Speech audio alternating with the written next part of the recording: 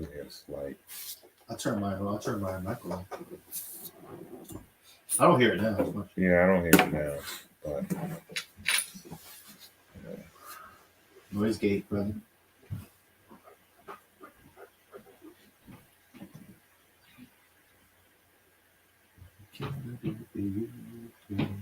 Standing on business, nigga. Maybe I need to start doing multiple shit in a day. Time management. Maybe I need to start doing multiple shit in a day. You hear me? yeah, that was me listening in. All right. Not the closed caption on, or we can see if we're still talking. I'm gonna go on to.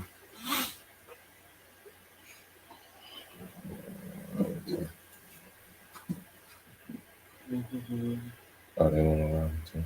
No captions available for this video. Yeah, I'm wrong, you boys. We're not wasting hours.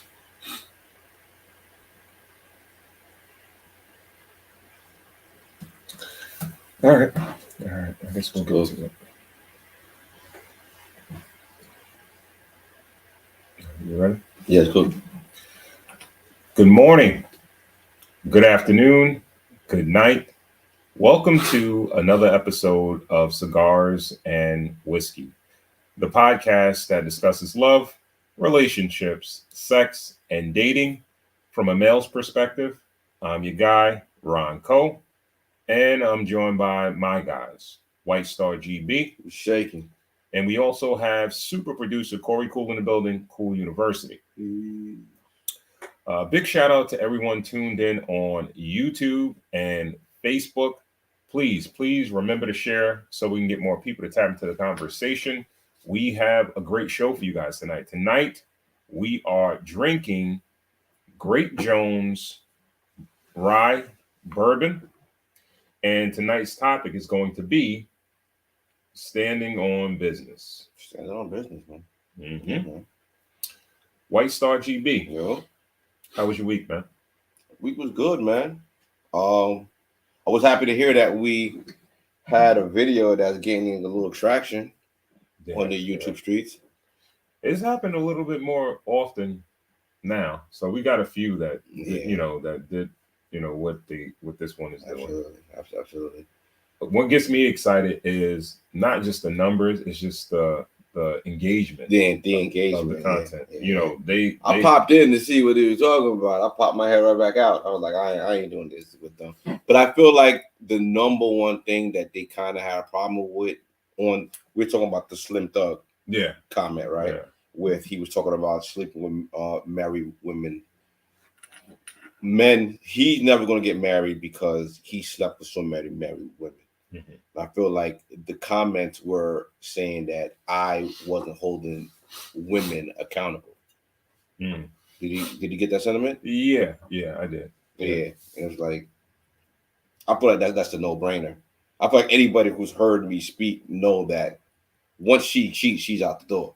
Yeah. Like I'm not doing all that makeup and all that getting back together and all that. Once she cheats, it's over. It's a dub. I'm Jeezy. You know what I mean? So it's like, yeah. But I feel like that's a no-brainer. But I guess if y'all need to hear that, but it is. Well, I think what happens is that they get micro doses, right. And then hopefully that gets you to the point of watching more of the content, and then you get a more of a idea of who we are as personalities on the podcast. Absolutely. You understand what I'm saying? So, absolutely. Yeah, man. So that was cool. Yeah, man. My week was good, man. How about yours?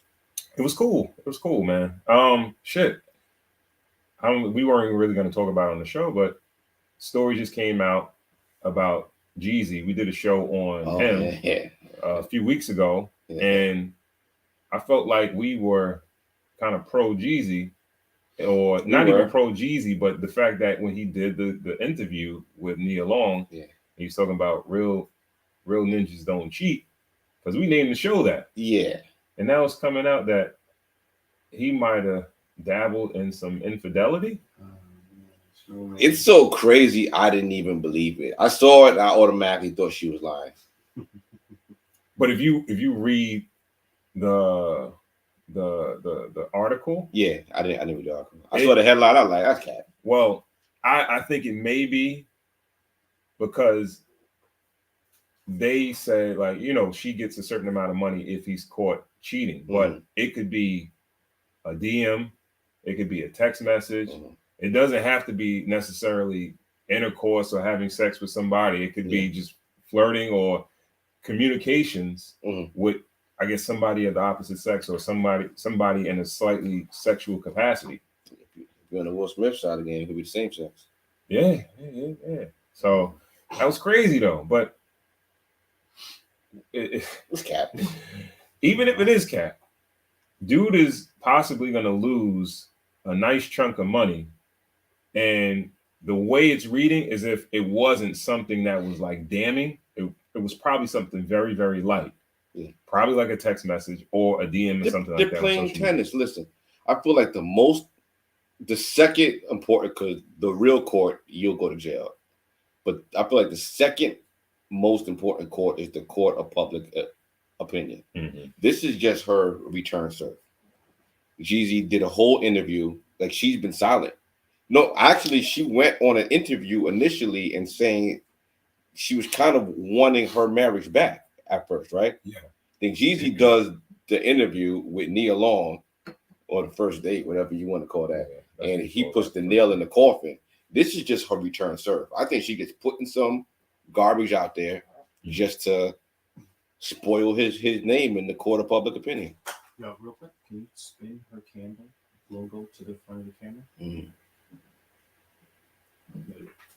There you roll it up. There you go. Sorry, I know it's like that. Yeah, that's what I'm thinking. But yeah, I'm not thinking of anything of it. Question though, on that conversation, what do you consider cheating? Like, where's the line for you in your personal life?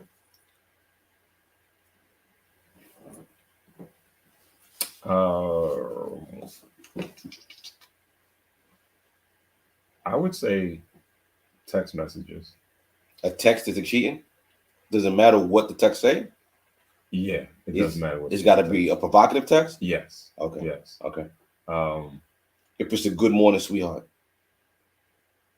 Well, that's a lead. Okay. Right? And we have to get into a deeper conversation. Right. Why is this person feel that comfortable to address you in that manner? And then it goes from there. Okay. And that's the spirit of cheating. The spirit of cheating. Yeah. That's great. Yeah. That's the cheating Rico. That's the Rico. Yes, exactly.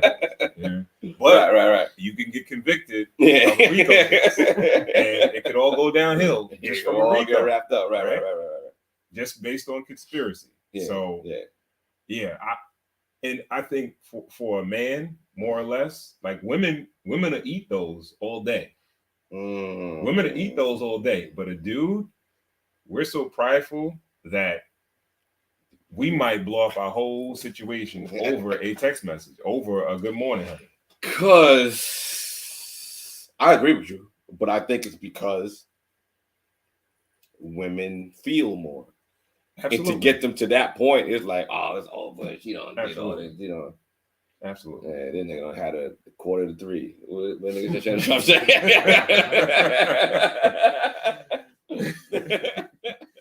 yeah, man. Yeah. So yeah. The spirit. How about you, Cool? What you thinking? Where's the line with cheating? I am not searching. Okay, so a text message would never get me because I'm never gonna look. Sometimes they find you. No, they don't find you. They don't find you. Sometimes you have some telepathy. They don't find you, brother. I don't. Got this feeling. Only way they can catch me, I'll give you the consent. I go, my daughter's on the phone, and somehow I'm taking the phone from either my daughter to her mom or from her mom to my daughter, and it just rang off in my thing, and I was have to look. Nah, that's how shit happens. So I would say, I don't know. I think, physical stuff. Physical. I think physical stuff. Yeah. Just because based. A cup of coffee or? No, man. This, some people need certain gasoline. Yeah. Some people need gasoline too. So the spirit wouldn't bother you. I mean, of course it would bother me. We're talking about deal breakers. Right. Deal breakers, correct. We're talking about deal breakers, correct? Yeah. As far as deal breakers, physical stuff. I feel like sometimes it might just be the gasoline. It might be just what that person needs to. I don't know. That's me trying to make a logical explanation. Right. You gotta think. I got kids. You know what I mean? Yeah. Money tied up together. It's like, what is it worth? What is the, I could look at it, me as a person, I would probably look at it and immediately think, what am I not doing? Oh, really? I mean, yeah, I'm probably going to like internalize it versus like, I think that's later work. I first. For me, that's kind of early work. That's what? That's later work. That's after I done burned the whole house down. Like, I'm like, maybe I could have handled that a little different, but I'm blowing that. Truthfully, I've been with my lady a long time. Right. What is it to talk about? Right? Like, there's no explanation that you can give me that's worth giving. Right. Yeah. Anything you say to me is not going to sound good to me. Anything I say to you is not going to sound good to you. Mm-hmm. So it's like either blow the whole thing up or let it slide or move on. Yeah. Right? I mean, what advice do you have for like men who got that feeling? Don't look, brother. Don't look. Don't look. But you let her come home with that smile on her face. Feeling. Not if you're not looking. You're just supposed to suppress the feeling. So this is the feeling, right? I look at my life works a lot. I work a lot. So tonight she's out with her homegirl. Right. So it would have to be, I guess, some kind of change in how things are going. Okay, I got a brand new kid. So we get a chance to have some personal time. Not that much anyway. Because got a brand new baby that we're trying, you know what I'm saying? Okay, so that's one. Two, you work a lot. So am I going to start deciphering what shifts are not shifts that you really, you know what I'm saying? It's too much. Too much work. It's too much work rather than that's women's work. That's women's work. Though. But you know what's different. It's like, women say that they got intuition, but men got intuition. You get a little itch in that left nut, nigga. You know something going on. But there's also going to be simple ebbs and flows, correct? Right. Every day is going to be kisses, hi, honey, how you doing? Some days you might feel like shit, you know what I mean? So I don't know. So that's why for me, not looking just makes my world go on. Because if it's that far gone, it's past me already. You know what I mean? It'll fall when it falls, and then how it falls is, But yeah, that's an adult way of thinking of it. Man, how I would say to you is, not that I don't want to tell you not to look. That's kind of bad, maybe bad advice, because who knows what. Don't be paranoid. Yeah, I kind of feel like it's kind of best to just focus on what we got good and just focus on that. And if it's gonna fall, it'll fall around you. Sometimes I feel like the universe is gonna put it in your face, because I have one time I was dating a female, right, and we were kind of like kind of on the outs in a sense, and I don't even want to say I felt like I needed a reason, so I go by her crib, and she's like cleaning up, right? And I don't know, for some reason, something said, "Yo, pick that up," right? So let's say I pick it up. There's a number right there. Oh, there's a dude's number, right? And she like, I was like, "What's that?" She's like, she's looking to get good. Right? So she kind of tried to like, gave me a number, whatever, and ain't nothing, whatever. Oh, but you kept it. Right. Damn, they got that shit in the I got my reason. Yeah. All right, I'm going. Yeah. That was it. The number. It was a number, and it's that's enough. That's enough. But okay, see, that's not just her being that available to take that number. No, he didn't want that to work. Right. You know what I'm saying? Yeah. So, he could have been like, you know what, the way you just smack your food, man, it's a real deal breaker for me. Right. You looking for anything, right? That snore. So what's the difference? I mean, all right, if you wanted something to work with all your heart, would you let things slide? If you want things to work, I think that's what you. That's a dangerous place to be. Because the more things you let slide, now it never becomes habit. Yeah. Now you're raising the kid that don't look like you. Oh man, well you went. You took it. But I would say if you really want something to work, I don't know, man. Try to stay as ignorant as you can. I know that's terrible. Crazy. It's probably terrible. Shit, they're gonna be on him next. Like, I think I'm off the. They're gonna see your face. Who's gonna do that shit in the background? I was big man. Just stay as ignorant as you can. Work hard at it. Work hard to be the best. Yeah. And just stay ignorant to the. Listen, GB don't look at the comments. Right, so GB is gonna just come up here talking shit. Yeah. GB mental health, His mental health. I think that's kind of like the same thing, right? You come here to the show, you give 100%. Yeah, and that's crazy. You don't look for the I'm gonna turn my mic off. All right. Shout out to all the people that's in the chat right now. Do us a favor. We had some technical difficulties on the last show. If we have any issues with audio, please, by all means, let us know in the chat ASAP. Please. We don't want the same thing to happen this week. ASAP. Again, shout out to everyone tuned in on YouTube, also tuned in on Facebook. Please, by all means, if you want to chime in, put a comment in there, tap into the conversation. We'll answer your comments, or we'll respond or read your comments in real time. All right. Again, we are smoking. My bad. We are drinking Great Jones Straight Rye Whiskey. All right.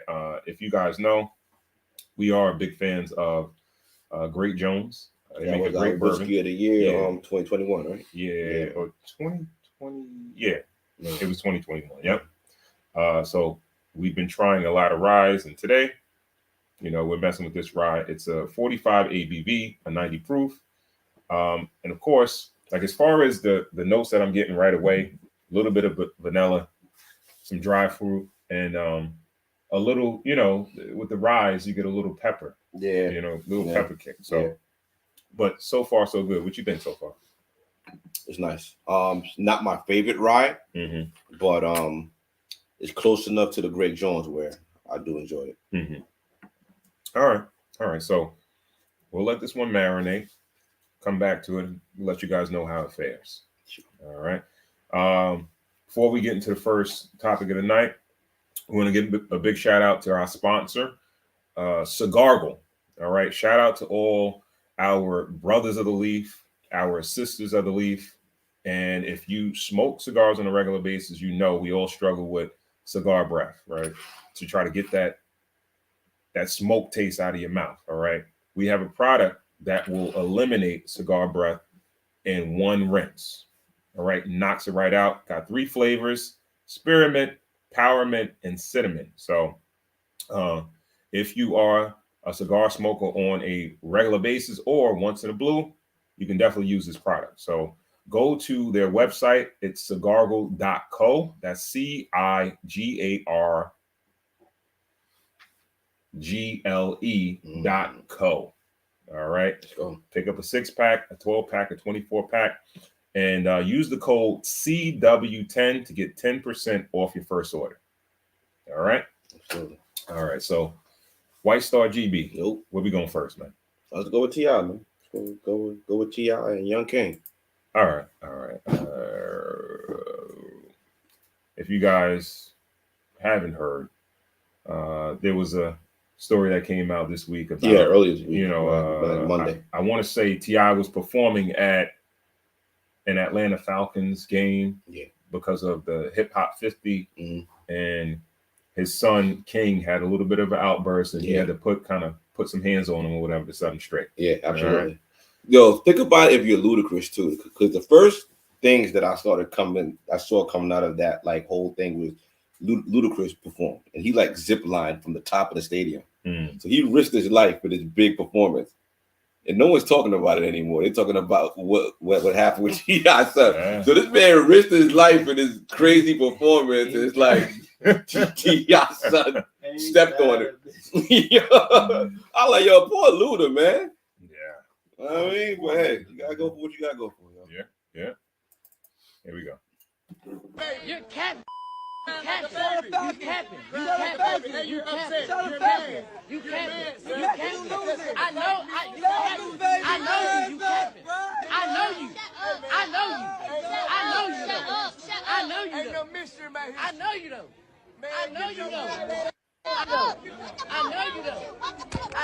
What's wrong with y'all? Why y'all doing that to me? Y'all know me. You know I stand on business. Why you even letting somebody play with me like that? Why you letting somebody play with me like that? Why you letting him play with me like that? No, ain't no joking. What do you mean? You are embarrassing yourself. You're embarrassing yourself. You are embarrassing yourself. You are embarrassing yourself. Hey, what is she talking about? Get off me, get off me, Well, you can't do nothing with me. Ain't shit you can do with me. You got a little out of rep though. Let me give a little better backstory to that. They were in the box at the game.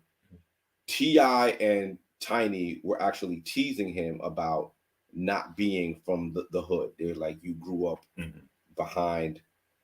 You grew up in a gated community, and they were saying that he was saying that he's really from the trenches. He would go back to his grandmother's house, and she apparently lives in the hood. So he was saying that y'all don't really know me.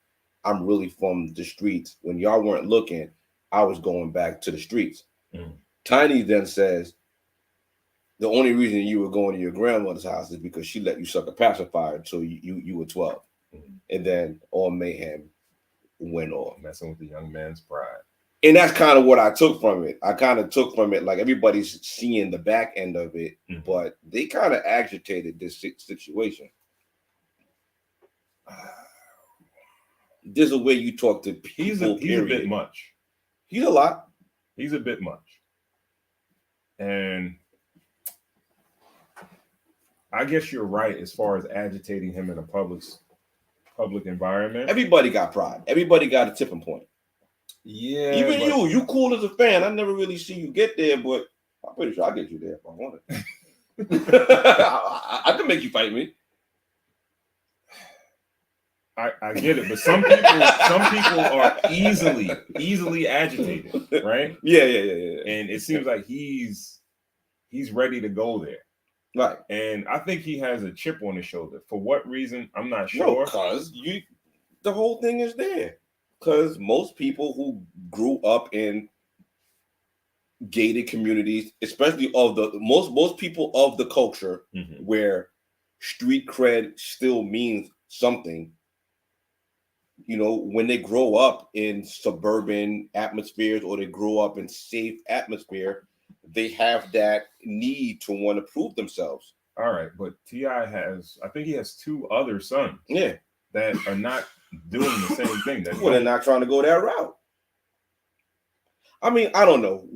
I feel like there's a strong case study in just the way that we kind of grew up. Well, living in Long Island. Isn't a piece of this just black folks fucking with their kids? How we do? I don't talk to I have an older daughter, and I don't talk to her like that. Maybe not, but you don't poke fun at your kids about whatever they may. Not in public, and not where she can be embarrassed. No, I treat her like an adult. He was already embarrassing himself, right? So sometimes you make. When you pull them to the side, you don't like snap on them. No, you don't in public. You know what I'm saying? Like, some people are not pulled to the side people. Yeah, they black folks. Well, this is not going to end any other situation, but and guess what? Escalation. Where the cameras come from? I think he was on live. I don't know. I believe exactly. he was on You know live. what I'm saying? So this could be just black folks. Your son talking shit, and you just, you gonna give it to him real quick, like, right. Because that's what it sounded like to me. It sounded like, I think when your son comes of age, I don't think you're gonna talk to him like that. He's 19 years old.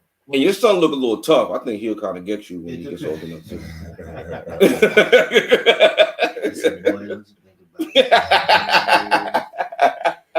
He be having that little look in his eye. But I don't really think they said anything wrong to him. I think they were talking to him in a saying manner. Saying that you sucked on the pacifier till you were 12. That's a low blow.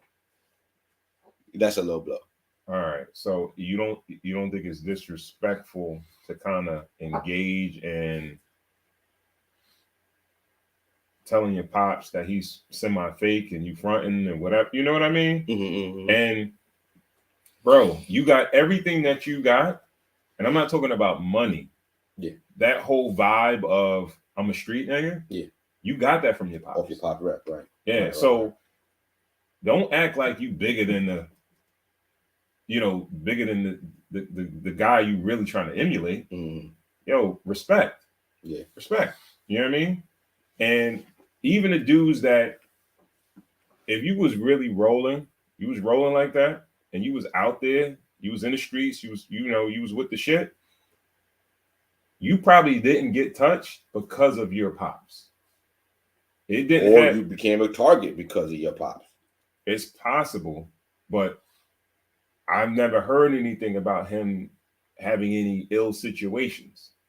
I could see a lot of people, him being protected because of who his pops is. Mm. I don't think I don't know. He could be his pops manhandling. And we're talking about little dudes.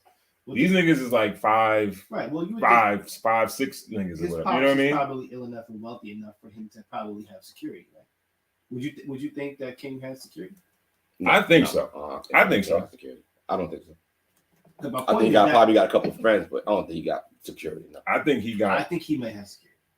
And with that, even if with that now allows you to talk kind of a different way a little bit when you have, right, somebody in the middle of you and them. Mm-hmm. So you felt like his security was going to be for his pops? No, but what I'm saying is just think about the mentality of someone there's someone in the middle of any altercation and me. There's a safety measure that you like. You know, you're not gonna get touched, but a little bit. But it's not gonna go that far.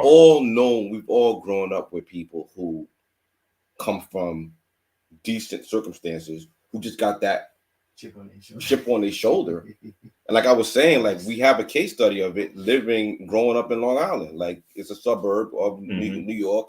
You know, I was born in Flushing, Queens. Mm-hmm. I lived on top of a Chinese food restaurant. Mm-hmm. You know, 3 of us in a pull-out couch in the living room. When I moved out here, I had a big tree, a swimming pool, wall-to-wall carpeting, and a TV in my room. I felt like, yo, listen, I'm rich. Like, I don't need to do, like, there was no hood in me. Mm-hmm. Like, I'm Carlton. You know what I'm saying? Like, I made it. You know what I mean? Like, there's no, what's the point? When I was younger, I felt like the only reason to act hood or to do certain things were because of circumstances. Mm-hmm. You know? So growing up, and then I'm seeing people with better circumstances than me proceed to act hood, sell drugs, do certain things, get locked up, summers, and, you know, and it's like, okay, like, I guess this is just in you, you know? So I kind of can't put a finger on it. Even as recently. Okay. All right. I think it's perspective. Okay. Because you know, based on what you came from, and you said you had certain circumstances and you were moved to better circumstances. Yeah. But your parents moved you to them better circumstances. Right. You didn't have to be like, I got to make something happen to get better circumstances. But those are circumstances. I feel like the circumstances is having to get out of a certain position. That's why I say circumstances. All right. So like, bring it back to this kid. If it was only you and you had to provide for your mother and your little sister, I could understand why you sold crack. Yeah. But if you lived in a house with a pool in the backyard, I can't understand why you sold crack. I get it. Okay. I get it. I don't know a lot. I don't know a lot of dudes that do, you know, that got a pool in the backyard and all that at sold crack. But you could even make the argument of even dudes from the town that we're from. Yeah. Even, as a prime example, our town. Yeah, but all right, when there's a supply or a demand, you got to supply, right? So if it's fiends in the neighborhood, somebody got to serve them, right? So I guess that's how somebody got to do it. So some people are going to work at Western Beef, some people are going to go sell crack. Maybe it's just another job. Yeah, I guess so. I guess so, but I understand where you're coming from, but then there's certain people that just want that. Even Michael Irvin, he went out and he kind of was clowning his son that his son is a rapper, and he's rhyming like he's rapping about Michael Irvin's life, like he's from the hood and all that. And Michael Irvin was like, "Listen, you're not from the hood. You grew up in a gated community. You went to private school. This isn't you. Like you're faking this life, Some of these kids, when the fathers pass down their name, they feel like they pass down their reputation and all that. Well, let me ask you a question: Is it a knock on the father himself? 100%. Is it a knock on the father that your kid is portraying something? 100%. When you've done everything that you could possibly, it's just just a question. But if you've done, us as fathers, right? 3 of us sitting here, you're gonna work your fingers to the bone to try to get your kid to like not have to deal with circumstances, which ours were pretty good, but let's just say they weren't. Is it a knock on the fatherhood or being a father when your kid still comes out portraying this thing that he's not? I don't know. You have to take any blame for it? So you have the one situation where his background is documented, right? So all you got to do is listen to the music and you can see what his history is. The other one, you know him as being an athlete. Yeah. You know he comes from a certain area, but you don't know that how hood it was. You wouldn't know that unless you really, really researched. The information is not out there. So, and like a Michael Irvin, I don't know how his son knew about his history, or if he even knew about his history, or he was just gravitating to the hood, the allure of the hood. Yeah. Now, T.I., his son, whether he tries to shield him from it, he's going to hear his music because that's how he came about and he got popular based on being. But there's a lot of kids, there's a lot of rappers with kids that aren't going that route. Like you got Jim Jones kid that's out there, playing football and doing his thing. Jada kids got kids. Like a lot of rappers got kids that aren't going that route. Like this is kind of the first one that we're seeing act like this. But he got because they come from like means. Like if you come from money, act like you got money. It's a crapshoot though. But like he acted like this. They acted like this to survive. I like that point though. Go on. Right. He's got mad kids. Okay. Think of the kids that you have, right? Yeah. How hard is it to give yourself to both of them equally? Not very hard. Well, it's not easy either. Yeah. Imagine having 7. Yeah. Right? So like, but that's why I didn't have 7. No, but I'm saying a brother that has I can't sympathize with someone who did something else. Like I don't know. I understand. Like you knew you weren't going to be available for all the children, so one of them is going to grow up to be going to slip like right. But through the cracks. In the same breath, you could also realize that there's going to be chinks in the armor because you have 7 kids and you can't personally get to each one of them. So let's just say King might be the one that I don't want to say didn't get parenting, but think about it. You have 7 kids and you're a superstar. Yeah. So how much? I have 2 kids. Sometimes I feel guilty for not talking to one as much as I could have being with. So imagine 7 and I'm on the road and I got albums, movies, and my mom's.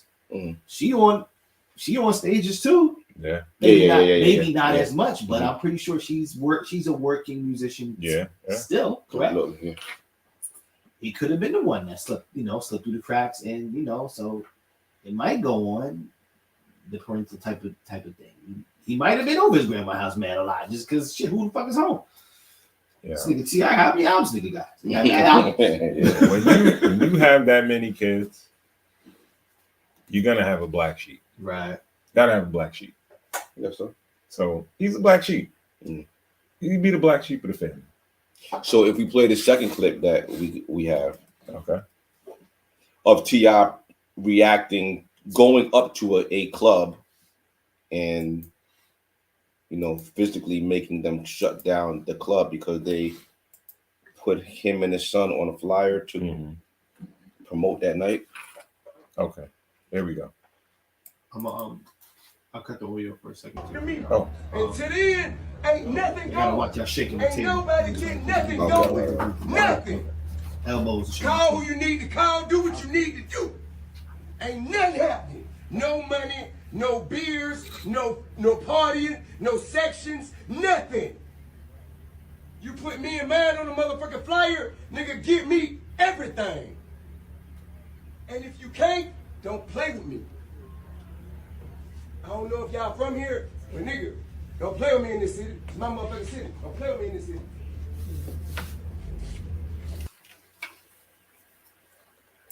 The apple might not have fallen too far from me. Is that just a grown-up version of what we just saw?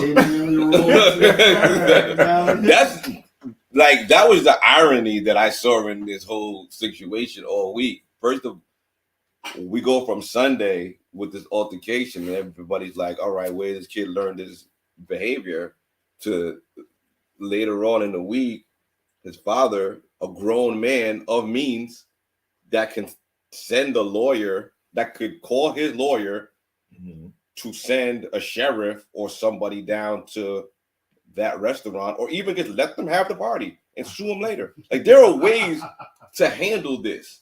Like, he chose to handle this like a street nigga. It could have been worse. In what way? Well, he got shot it up. He got crashed out. He not necessarily go that far. Okay. He could have roughed somebody up. He could have got shot at. He could have been killed right there in front of that thing. I think that was tipping the point. It didn't go overboard. It to just show up in person? T.I., I'm serious. I'm serious, right? Yeah. Great album, by the way. Yeah. And had that Beanie Man joint on it, right? Yeah, it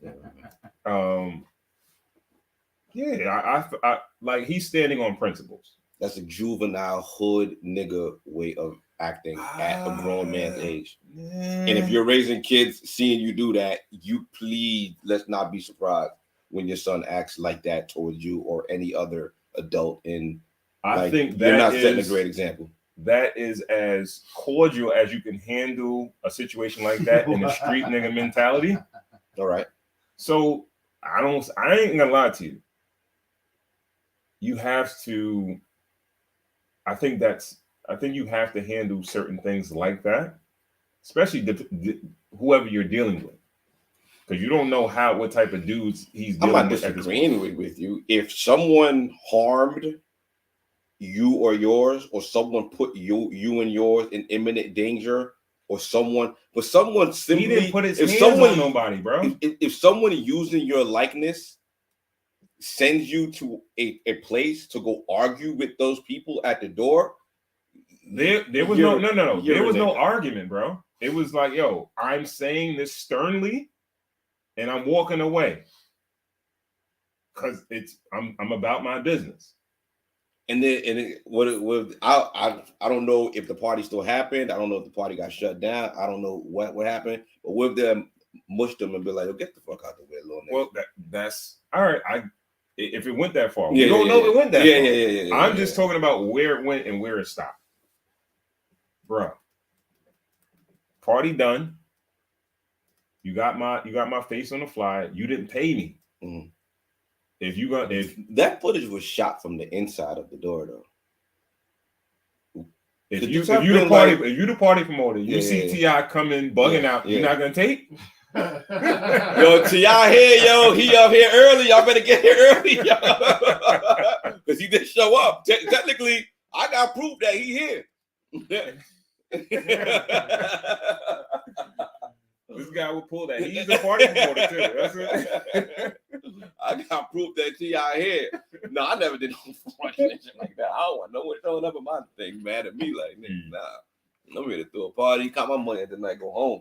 But like, nah. That's wild. Right I feel like that's a wild way of acting when you up, yo. Like, yo, you probably drove over there in the Bentley. It's on principle. All right. Principle. Cool. Where you at with it? I mean, I sparked it off, man. I sparked it off. I think I'm a little bit with you on this, GB. Right? There's a way to handle it. I mean, maybe devil's advocate, maybe the people at the door were being assholes first, and you know, maybe that was the escalation of it. You know what I mean? Maybe it started out one way and ended there. But it you gotta know, a person like you is always being taped. Just think about it that way. No matter what I do, when I say it, how I say it, I'm going to be taped. And it can always be used against me. Maybe you got to just try to hold your cool, just for that sake, for it not being a viral moment that you're, you know, because T.I. is such a talented guy. It sucks that you yoking up your son or whatever is the reason why. It sucks, you know what I mean? My nigga, the talent through the Raptors, it's a shame that that's the reason why you're on. That was a different situation. Right. But I'm just saying, I'm saying this too. I think the club promoting thing, but I don't think that was a bad look, right? Either way. He could be dealing with some janky ass promoters. Either way. Was it for the music? What do we know T.I. to do? What is he here for? Music, right? And not really. Other cool shit. He's more of a personality at this point. Well, why do we so know? Any type of publicity is different. Why do we know him? Why do you and I know him? He's a rapper. Because he does music. All right. Okay, cool. But and this generation knows him for other stuff. Probably not. I think he's a rapper for sure. Probably not. I think T.I. is one of those. Did a couple of movies. I think he launched the podcast, closed it down. Like he's a rapper. I think some people know him from the reality show, from the podcast, and maybe a little bit of music. I might be wrong, and some movies also. Chat, comments, please. Yes, I believe T.I. is known as a rapper. He was alongside Idris Elba, Paul Walker in movies. That's true, as a rapper. He wasn't a rapper in that. In Takers? He was still no. But that was a very long time. This generation doesn't know him from Takers. No. This generation knows him from. All right. No.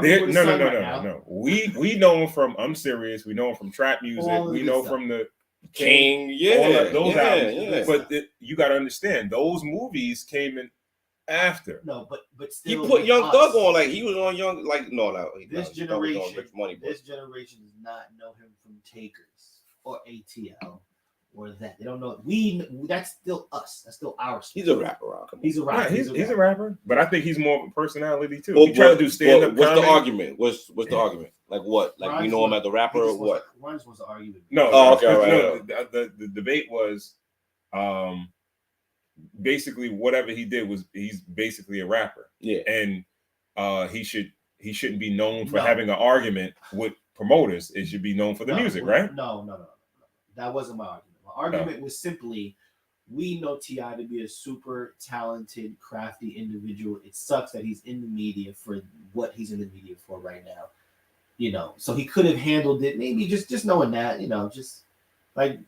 You don't have to. Now that you said that, now that you said that, look like the bad guy. You don't have the last couple times he's been in the public eye. It's for stuff like that. I don't want to. Even when he flipped out on the comedian, the female comedian, he cursed out or whatever. You know. No, I need my brothers. I need my brothers right now. You superstars out there, listen. I need you to hold it together. Okay, let's move forward in T.I. So intelligent. Like I said, he's all of those things. You know, it just sucks that he's yelling. Standing on business. Standing on business. All right, maybe happen. Where we go next, man? Just go to that listener question, I guess. Right? Okay. All right. Yeah, man. We want to give a big shout out to our guy, #smoking section. Yeah. Jesus. I think the last name is spelled Jesus Sonola. All right. If I messed up your last name, I apologize, brother. but he sent us over an email in regards to the whole Diddy Cassie situation. He had a different narrative on speaking points about what a lot of people are not talking about regarding this Cassie and Diddy situation, right? He starts off by saying, I hope all is well. I'm sure you guys heard about the Diddy and Cassie situation. If the allegations are true, Diddy should be prosecuted. The one thing I see no one addressing is how Cassie was disloyal to her boyfriend / producer, Ryan Leslie, and how she got with Diddy. Oh, nice. In the beginning of her career, her boyfriend, Ryan Leslie, discovered her, wrote and produced her music, and worked her MySpace for her, which was the reason why she got Diddy's attention in the first place. When she got signed to Bad Boy, she traded Ryan for Diddy like an old car to upgrade. I hope you would consider talking about this point on the pod. You said that guy's last name was Leslie? No, Sonola. Jesus. Arles? You sure that's not about Arles? Yeah, I know, right? Yeah. Right, yeah. You pull up his man. Yeah. When I got away with this, it was for you custom kids. Meddling kids. What do you think about that, man? I think it's a simple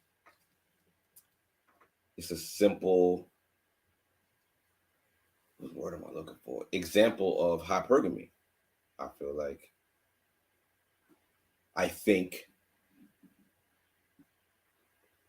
it was a no-brainer for her to hop to the next thing. The more she monkey branch things, yeah. I feel like it happens all the time. It was almost like a no-brainer. When it happened. It was like, those are the breaks. You know what I mean? Like, you bring your shorty around someone who wanna. If your arm ain't strong enough, you're gonna lose her. Like, she was never yours. You were just holding her for me. You know what I'm saying? Right. Like, she was always mine. It was just your turn. Because you know what? It seemed like he really, really liked her. Maybe loved her. You know what I mean? Yeah, but I don't think it was reciprocal. I think I heard that Diamond Girl was for her. It was written for her. I believe it. Another thing that we didn't really talk about is the fact, how old is Diddy? Now? Yeah. I think he just touched 50, right? No, hell no. Or 53? He is 54 years old. 54, okay. And how old is Cassie? Cool, you got that? She is 37 years old. Okay. Ryan Leslie is 45. Okay. So. Both old niggas. Yeah. Man. Shout out to my old niggas. Maybe she likes the older dudes. I don't know what our home situation is like. 37 to 45 is game. Yeah, that's game because game. People feel like as far as age gap dating, 37 to 54 is a reach. Right? It just sounds nasty. Yeah. So they say the she was 19 and he was 35 when they first met. That's her and Diddy. 19 and 35. So it's kind of like, That's a little. Yeah. They say the gap too big. I guess they say it's 10 years. Right. Anything above 10 is supposed to be like, But they supposedly have a creepiness rule. Right. Okay. As far as age gap dating, which says that you shouldn't date a woman unless she's half your age plus 7 years. Half your age plus 7. Half my age plus 7 years. So me, I'm 42. Right. 21 plus 7. The youngest I could date is a 28-year-old. Is there like a methodology for where they come up with this? No, it's called the creepiness rule. Okay, but let me ask you a question. Let's think. You bring, all right, let's say you bring a 28-year-old into the barbecue. What do you think you get from your friends? And just think about the people that you're around. Like, the dudes? Yeah, like dudes be like, yeah. But okay, what about family? Think about your family. You bring a 28. Not that I would ever want to wish any. Yeah, right? I know. We're doing hypotheticals. Hypotheticals. What do you think they would say? they would talk hella shit. Think so? Yeah. I got a lot of women in my family. I got. What would they expect? But a 28-year-old doesn't look aunts, young. But seven of them are alive. You know, one rest in peace. Huh? You, Ronco. I don't know. You know. No, they would be talking shit to each other. Like, that girl is young as hell. Probably. A 28-year-old? I don't think a 28-year-old looks that young where it's like noticeable. It could be. Could be. Okay, GB, that's a point. You know, half your age. Because there's a big difference between a 19-year-old and a 28-year-old. As you get older, like a 19-year-old is wearing dress and sneakers. Yeah. You know what I'm saying? Like, you know what I mean? Like a 28-year-old, it's a different one. Like, you know, she filled out a little bit. Mm-hmm. Probably got a little kid or something like that already. Okay, so mine is 25. I'm 37. I've been 25. I don't feel like that's that bad. It doesn't seem that bad, right? It doesn't seem that bad. 37, 25. Creeping this rule. That's my first. I don't know. You know, it's not like a woman made it up, though. If you want to hate, maybe, but 37, 25 is like. Well, you're in the 30s, she's in the 20s, but when you're in the 40s and she's in the 20s, it sounds bad. So now 50s. So 50s. If you're 50, 25 plus 7, 32 is the oldest. I mean, the youngest you should date. A 28, 32-year-old. Right, but if you're 50 and you bring a 30 in the building, that's gonna be evident. That's evident. Yeah. That's evident. 50 and 30. I guess so. What was the point, though? Fellas? No, it's just don't be that. creepy. Yeah, it's that creepy rule, you know, which lends room because a lot of women say when men date younger women, it's a little bit of grooming. That's been the hot topic word lately. Mm-hmm. You know, grooming, and grooming is technically dating a younger woman to kind of shape her or mold her into the woman that you kind of want to be. Well, they say manipulate. Manipulate. Yeah. Use very strong words. Something is rattling on the all the audio. Yeah. Something is rattling on the table. Is it the bottle or is it the? No, it's the mics. It's the mics. You sure it's not like the candle or something? You squeeze no, it's the mics. I know it's the mics. I got to take my hands off. It's just like before you go into the final point. Yeah. There you go. It's like grooming is like what definition you got over there? All right, so you got a couple of definitions for grooming, right? So it's the practice of brushing and cleaning the coat of a horse, a dog, or other animal. Regular grooming is essential to the well-being of your dog, right? Second is the practice of preparing or training someone for a particular purpose or activity. Alan was expected to need a lot of grooming before he was ready to take over. So grooming could also be training or preparing. Yeah, well, getting somebody ready for a job. Yeah, it could be that way. But today, in today's world, today's society, it has a negative connotation, right? So, is there a coincidence to men being called grooms at the wedding, or aren't we supposed to be? Isn't it our task to prepare our wives to be better women when we become a groom, when we become a husband? Well, the definition back in the day was way different, you know what I mean, based on now, because when you would use the word groom, it'd be like, I'm getting a haircut, I'm getting a manicure. No, it's always meant that. It's always meant that. It means to prepare or to maintain.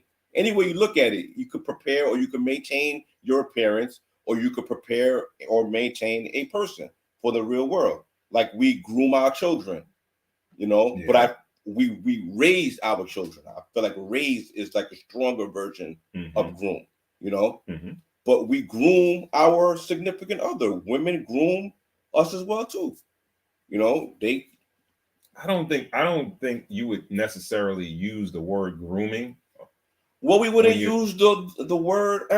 It's all word salad, because we wouldn't use the word submissive for ourselves either. But we submit to our wives same way our wives submit to us. But it's only used one way.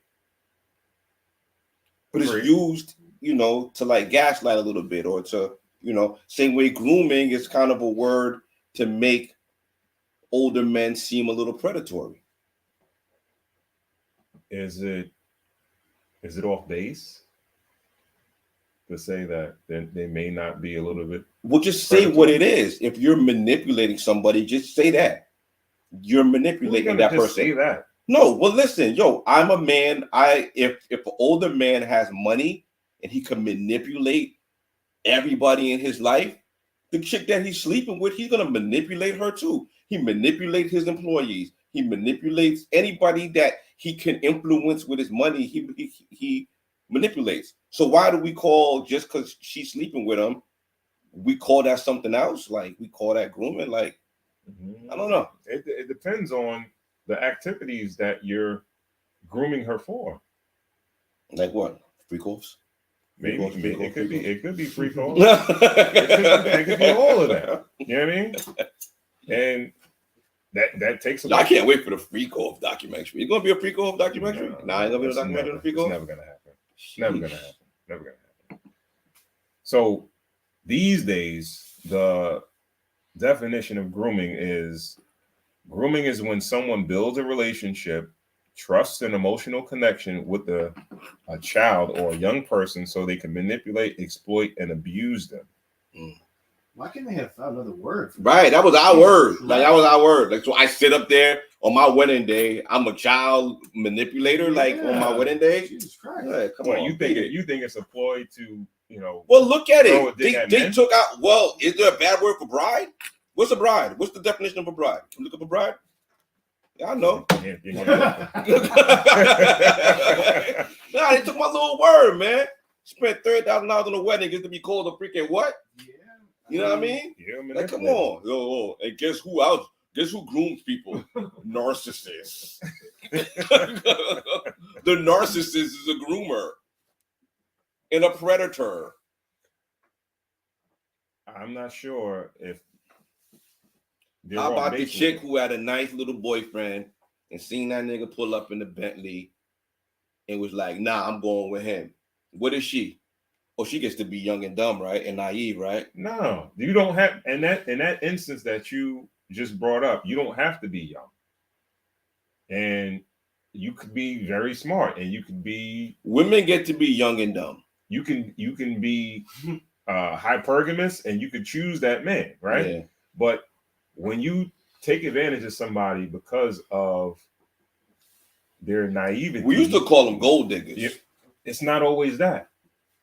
Sometimes it don't even have. She ain't going for no broke nigga. If you get with a woman and she's young or she's unexperienced, it's not going to take a lot of money to make her do certain things. It's some women that'll do certain things for just a dinner at fucking Applebee's or Ruby Tuesdays or some shit like that. You know what I mean? They don't have to.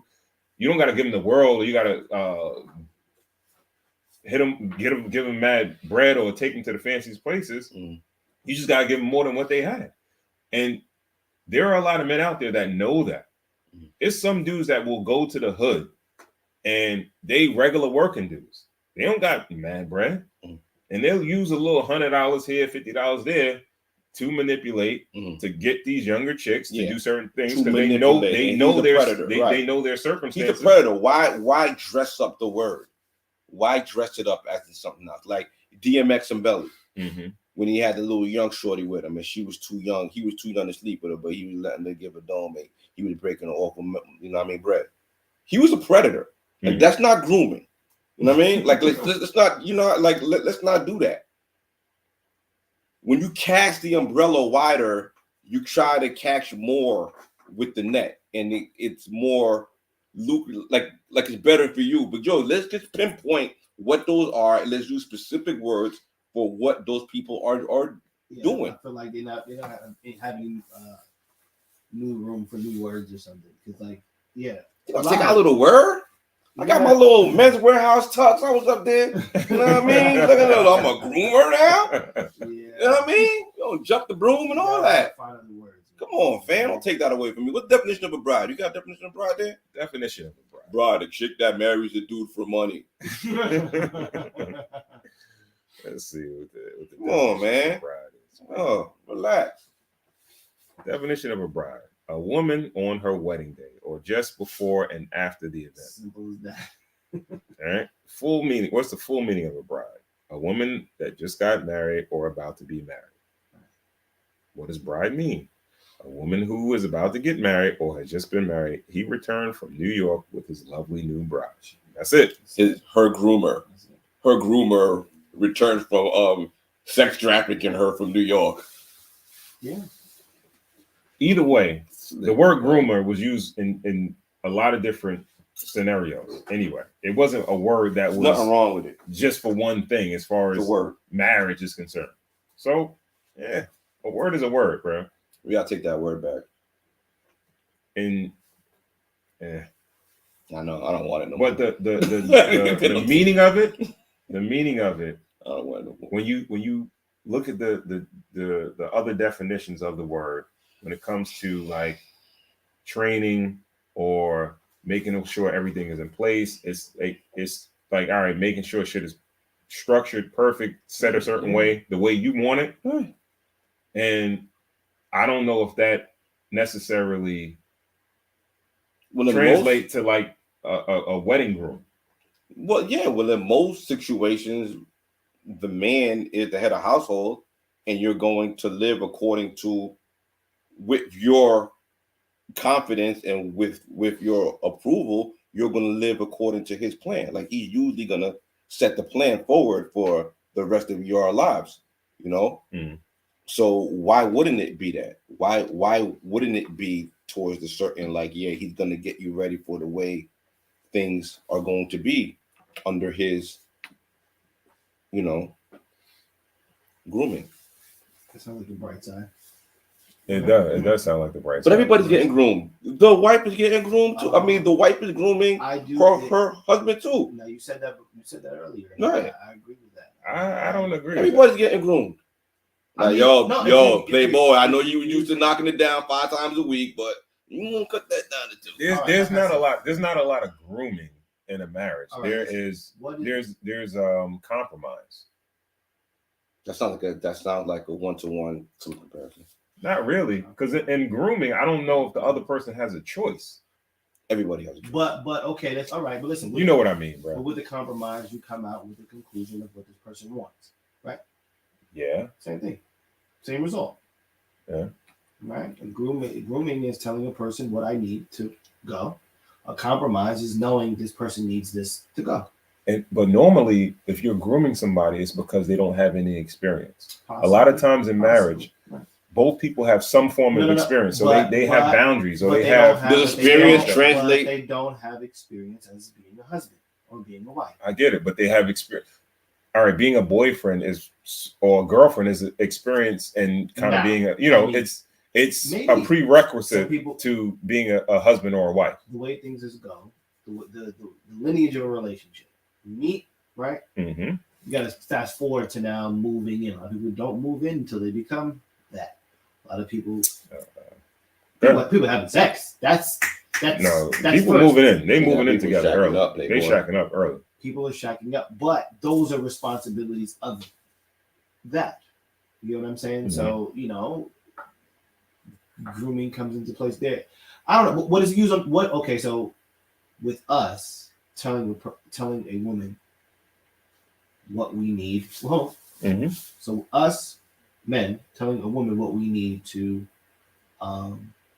move or go or work or what I need to have is considered grooming. But when a woman is saying, I need this to X, Y, and Z, whether it's money, whether it's monetary, whether it's love, affection, whatever, it's what? What is it called when they do it then? What's their definition? When they say they need love and affection? No, when they're telling their man mm-hmm. what they need mm-hmm. in making this man do X, Y, and Z. I want to sit down at the table and eat dinner every night. No, like for instance, a lot of women, they're using money, right? Where women say, I need a man who makes this, that, and the third and the fourth. Those are standards. But so it's standards for women, but it's grooming for us. All right, we didn't give an example what a man would say. But it's a standard, right? Grooming is a standard. I need 5 meals a week. Not that I need 5 meals a week. Mm-hmm. I need you to cook me 5 meals a week. Mm-hmm. I need you to make sure I have sex X amount of times a week. So it's grooming for us, and it's standards for women. I think good examples. I think the difference is that if I'm saying that to a woman that has dated people, that has experience, sexual experience, relationship experience, and I say, this is what I would like, right? It's up to her to say, all right, cool. No, yes, no, maybe so. We come to a compromise or whatever, right? But when it becomes grooming, is if you take somebody that kind of has a blank slate, that doesn't have any experience, usually a young person, right? That doesn't have experience in relationships, catering to men, sexual history, so things like that. It's grooming because of a lack of reps, is what you're saying. I believe that. I think that's where that's why you can manipulate somebody, because they don't have experience. No. And I think that's where the grooming word the power of grooming does not come from experience. Like we said before, the power of grooming comes from money. All right. So when we talk about age gap dating and why men date younger women, right? It's we say older men have more money. Okay. But also I said in the past show that younger women are probably less corrupted by the world. They don't have as many experiences. So they're not down on men and down on dating, and they don't have these negative connotations towards men. There's the word sugar daddy for a reason. Like it's there. It exists for a reason. Men hit their peak earning years between their 40s and their 50s. 19-year-old girls are broke. Right? It's a perfect match right there. You know what I mean? Like it's listen, if you're taking advantage of her with money to make her do things that she don't want to do, that's predatory. A 19-year-old woman, a young woman, is not mentally advanced enough to try to manipulate a dude for his money. Like that's a 40, 50-year-old that has assets, houses, and IRAs. And so when she's like 19, she's a victim. When she's 27, she's a gold digger. I think no. I believe that when you're talking about a woman that young, you don't have she's not that sophisticated to really try to go after that type of stuff. That's not what they're in for. She out there on her baby legs in the real world, yo. Like someone's got to put some learning into her, and we keep telling them. We keep telling them young girls like, yo, go to school, do your own, stay away from them. But if they out there. And they, you know what I mean? Right. Those predators are going to get them. But call them that. Call them predators. Okay. Oh, all right. So we talked about Jenny. Word groom alone. We talked about spend a lot of money for that word. Yeah? We talked about Jenny, Maya, whatever, and young Jeezy. Right? Do you feel like if he was dating a chick that was 19 years old, she would be as sophisticated as her to try to work the situation and try to get assets in a divorce like she did? No. This is what I'm trying to say. The mentality of a 19-year-old, she's not that sophisticated to try to get that much out of a man. But that's not the only factor in it. Jenny May has her own career and makes her own money and has her own celebrity. Okay. So she does have leverage. All right. So what I'm in that situation. So do you think that, bless you, do you feel like Jeezy could manipulate a Jenny May at her age and her experience in life and her experience in business or whatever, her experience in relationships, this is not her first marriage. Could he? You think he can manipulate her? No. If it was a 19-year-old, do you think Jeezy at 45 could manipulate a 19-year-old? If she had the same money as no, she don't have no, she don't. Well, if she didn't have the money, then yes. I mean, more than the money, just the life experience. Just the life. It don't have to be. It's the life experience is cool, but I feel like the life experience make them more desperate. If you 32 and you ain't figure out how to get no money, you definitely ready to get groomed.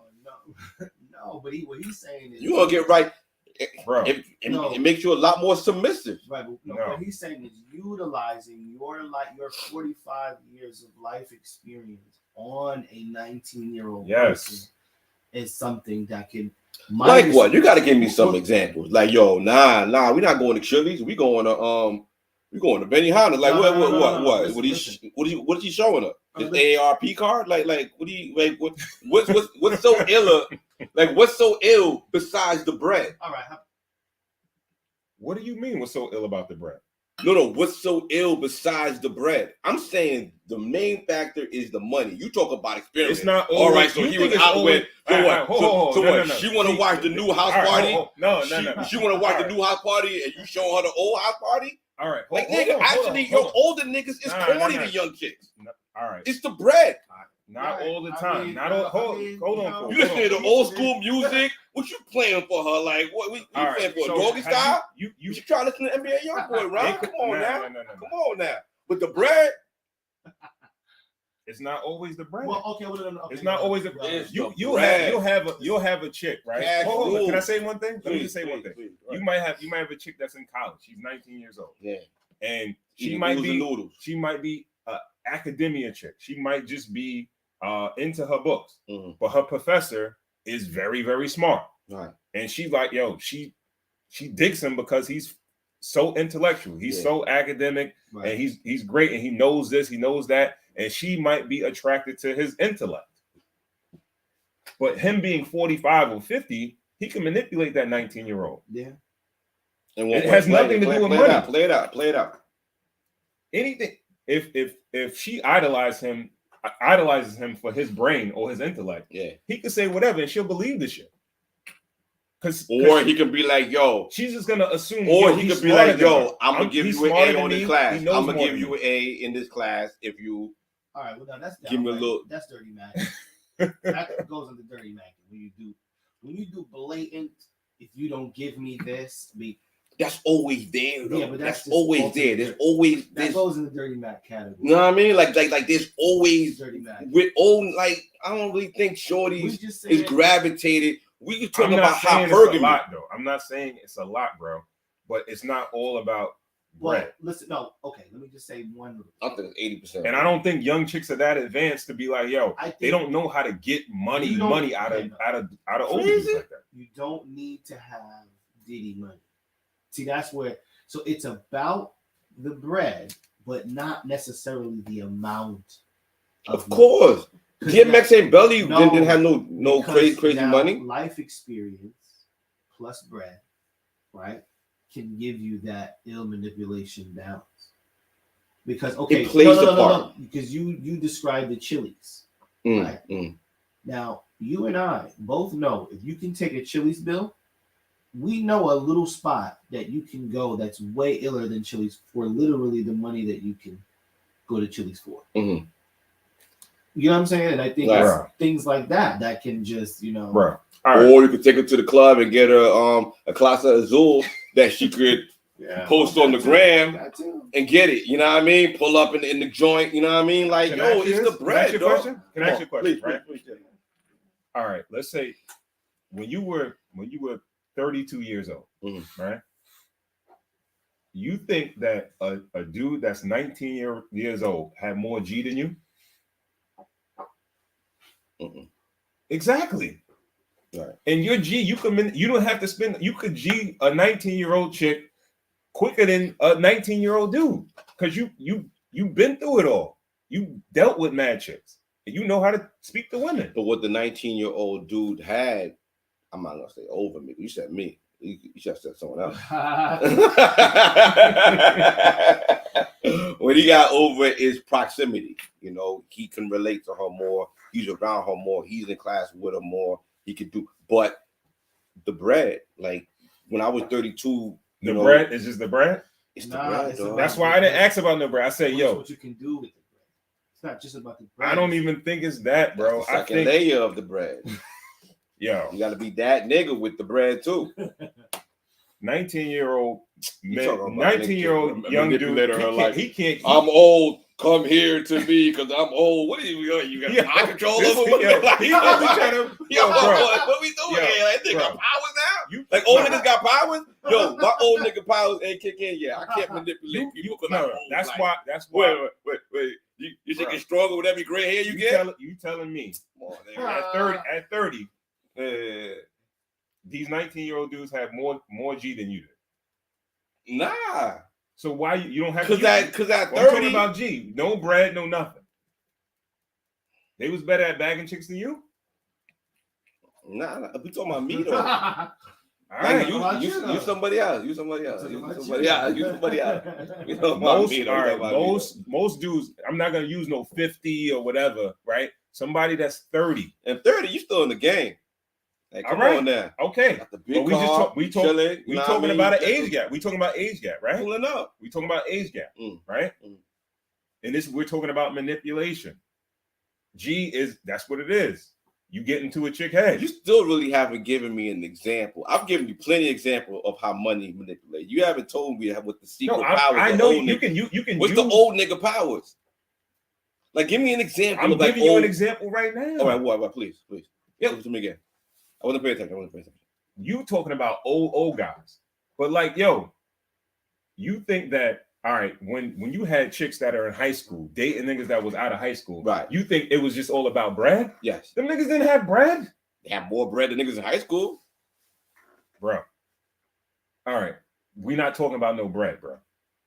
And a lot of them wasn't getting no bread. And access. Like, if you in high school, you really you probably don't even got no car. You know what I mean? Dudes had a car from out of town, had a lot more free time. He could show her around. Like, he could pick her up for lunch because he ain't doing nothing all day. Around, but see, show you around. It's almost like the grown up level of that. I'll show you around, whatever that may be. Pick her up from school, taking her to McDonald's for lunch. No, not that. Bro, that's the stunt. All that, right? You could say that. I mean, you could do that, but theoretically, you probably saying it too, right? Yeah, you with these young niggas, they can't do nothing for you. I could take you to lunch. Let's go to lunch. Let's go to Subway or somewhere. Go to, like. But we saw it at school. It was dudes out there. They garbage outfits. And there was the whole sanitation workers coming outside and picking up shorty from school. Bro, like, bro. So you got money. Sorry, man. That's not a money. Like, yo, bro, come on. Let's not act like niggas is rich or something like that, bro. Yo, G is a strong thing. G is strong. G is strong. But yo, if you got that car, if you could take them out, if you have that influence, like if you got that little pot, like yo, it all comes with the bread, yo. You could be a McDonald's manager, yo. Sometimes a younger woman, it's a flex for her to date an older dude. Right. And yeah. Even she don't know what she's getting into. She don't know what kind of shit he gonna get her into. She don't know. She know it ain't naive. Right because she ain't telling her parents. She's naive though. She know it ain't right. She know it ain't right, but she's naive. She know it ain't right. She don't know the type of G that older man has. She know it ain't right. She ain't, a lot of times she ain't bring that older man into her. A lot of times these younger women are not ready for the type of shit that's thrown at them by these older dudes, bro. So we're a solution-based podcast. How do we fix this? Let me stop real quick. Can we talk about the age difference between like you and your ladies? Is there age difference between 1 year? Only 1 year? Yeah. Almost 3. Would that help with any? It's Mike's off. No, more. Can y'all use that? Because that right there can help. 1 year is nothing. Yeah. Like I don't think I had any. I never really dated a female younger than me, like too much younger than me. Yeah, because you were around in the bases, so I figure like no. Your wives or whatever now. What advice do you have as far as that goes? You said you're 1 year. Yeah, I'm almost 3 years older than my wife. Okay, so now speaking to like you said, solving a problem, right? That's what we do here, Cigars and Whiskey. Yeah. In your experience, you know what I mean? What do you have to say as far as that goes? As age and manipulation, and all those things, rounding the bases, using your age experience. I think that there should be a cap on the gap. There should be a cap on the gap. Right? Cap on the gap. Consensus says that the cap should be about 7 years. Right? And generally speaking, the stats show that like 75 to 80% of 85% of men are at least a year or so older than their wife. I'm 1 year. It's like 85% of men are normally like older than their wives, right? So men marry younger than themselves majority of the time, but not big age gaps. I would say, maybe that's why they call us grooms. Yeah. I would say, bro, groomers. There's a fine line when you start to date younger women, and I think a woman may be like fully grown by the age of, let's say, 25, right? I think at 25, because women are a bit, they're they mature faster than men. And I don't think that a woman that's 25 years old, she may have a bit of life experience. She's still young, but she has some experience in her life. I'm not sure if she can be groomed. Now, when you start dipping into 21 or younger than 21, you might be dipping your toe in the troubled waters. And it could be manipulation or grooming. Because, all right, so a lot of older men feel like these younger women, it might not be based on like sex or anything like that, but they feel invigorated. They give like younger people, give them a sense of purpose and excitement in their life. There's a reason why it happens. Like you're trying to say like it's mental. Yeah. An older man wants a younger woman because he could afford to circumvent that age gap, and B, it makes them feel better. But a woman has a better sense of security with a man with more resources. It's the natural part of life. Like women tend to gravitate towards men who could provide for them a little bit more. I agree with that. But what I was saying is that a 19-year-old is not that sophisticated to be thinking about stability in life and marriage and who's going to take care of her for the rest of her life. That's where her parents should be kind of hovering a little bit more, and they should have an open, communication with her. It's also a vibration thing to where, okay, maybe they may not be as sophisticated to say that I'm in this for stability or, financial, wellness or whatever, but there is a magnetism that keeps them stuck there. Like they don't know why they're there, but they're there. Mm-hmm. That ride in the S550 feel better than the Honda. You know what I'm saying? So because that is representative, a representing of stability, of comfort, of right. So yeah, they can't maybe put a finger. They're at the space where they may not be able to put a finger on it, but this feels like, you know what I mean? It feels right.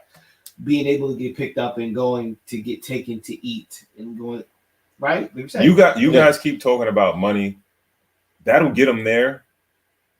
That won't make them stay though. No, but what I'm just saying about that it's not. You're trying to get them there, right? So all I'm saying is that usually to make them stay, you got to do a little extra. If it may be manipulation, it may be certain tactics that we watched that, didn't we? I don't think we reacted to it. Remember that interview with that young lady that you sent me to watch, and she was dating an older man, and she kind of broke up with him because they didn't have any chemistry. Yeah. But what got her was the bread, right? She was older, but he was older. Yeah. And she was showing him an apartment, right? Yes. And she said that she enjoyed the stability of being with him, but she wasn't attracted to him. Mm-hmm. But they were in a 4 or 5 year relationship, right? Yeah. So what's the difference? She wound up leaving though. All right. He got what he wanted. What do you mean he got what he wanted? He got to be with he just buy another one.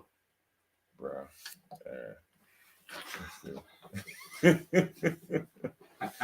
Everybody's for sale, bro. Everybody's for sale, man. Ain't nobody really looking for love, man. Democracy. I mean, capitalism. Capitalism. Value for value, yo. Yeah, bro. Uncle Shannon Sharp got in trouble. Uncle Shay got in trouble this week a little bit. All right. Do we have a clip for that? Yeah, we got a clip for that. Play that. That kind of leads right into that. Here we go. Yeah. Megan Thee Stallion. Yeah. You be talking about that diamond I don't think that's really gonna work. The point of her being a stallion, it supersedes anything that you saying. Are you scared?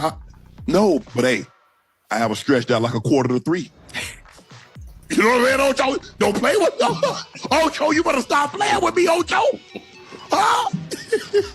1/4 to what? 2:45. Do it to it 3 ways, Ocho. Deep, hard, and continuously. You know what I'm saying? That's all I got for Ocho. Meg, I know you're gonna see this. Meg ain't gonna see nothing. We gonna edit this out. Man, listen, Meg, right here, man. I'll let him. He's shooting his shot. Ain't no shooting no shots. Man, look here, man. We just having some fun, Ocho. We just chewing the fat. Yeah, that's how it started. It started with fun. I'm opening up like saloon doors. You better stop. Well, y'all don't know about O'Shea. Boy, Shea was hell when he was well. Yeah, that dude is a trip, bro. Saloon doors. I had to look up what 1/4 looked like, boy. That nigga, boy. But that was seen as inappropriate from Shannon. I mean, yeah. On what? On his own? That was on his own platform. Yeah, that was his own platform, man. People were saying that that's a little predatory of him to be shooting his shot at a young woman. No, she's definitely grown enough to get hollered at. You know, Paul Pierce was recently in the news for the same thing. He shot his shot at Ruby Rose, and she gave her his phone number, or she's gave him enough to get hollered at. Right. How old is she? Meg is 28. Okay. I think Shannon is what, 53? Okay. Does that pass the rule? What's the creepiness rule? Nah, it doesn't pass. That would be 20. She's 26. Like 34. She's 26? Yeah. And Paul Pierce is what, 45? She's old enough in the entertainment business. We're talking about the creepiness rule. The creepiness rule. So we're talking about entertainment. 33. Yeah. She would have to, for Shannon Sharp, she would have to be 33 years old. That's the youngest he should be dating. Yeah. All right, I'm just saying. Meg Thee Stallion is 28 years old. Look, GB. Yeah. What business are we talking about? Entertainment, doggy. The entertainment business. Okay. Everything is for sale. Everything has a number. And everybody and that number can be reached.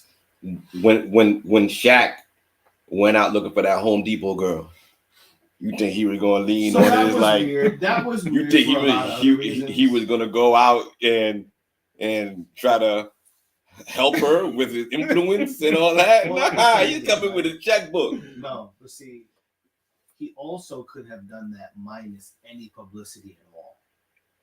He could have done that literally on the super sly. You know how much that shit probably happens? The sly ones? Yeah, a lot. Because think about it. You could probably go through your gram, flip enough, you see something like, whoa, like look, oh, not that many followers. Like, trust me. How much? Question mark. The eyes in the sky.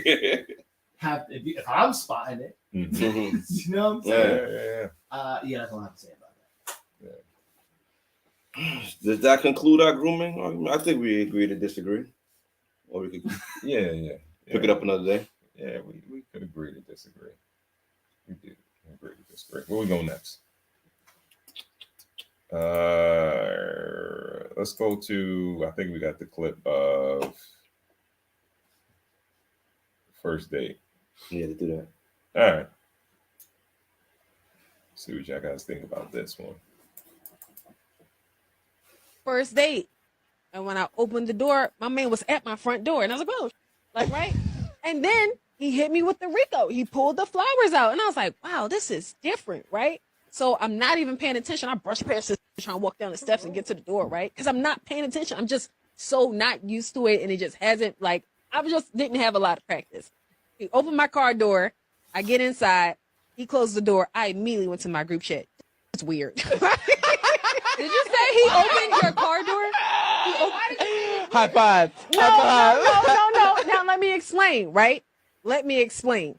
By the time we got to the restaurant, my follow-up text was, y'all, that's my bad. I just realized and all that stuff we be talking about, we don't really want it. And I felt like he technically did everything that we be saying we be wanting. In my mind, instinctively, my first thought was he corny. But he really did everything that we want.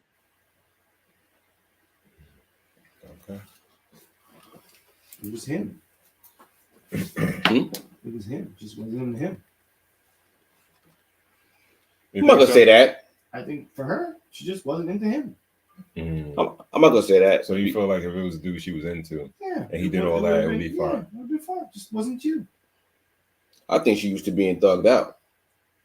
You know what I mean? Possibly. Yeah, I think she just used to. I just think I don't know. We try to in front of the house, in front of the projects, like a quick little you know what I mean? And then they put the Hennessy in her lap and give her a little loud to roll up on the way to telly. That's where they was at. Yeah, like she just used to just getting thugged out. I don't think she used to getting treated like a lady, but it takes these experiences to groom her.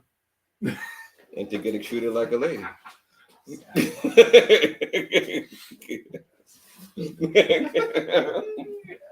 We don't let it go. I think that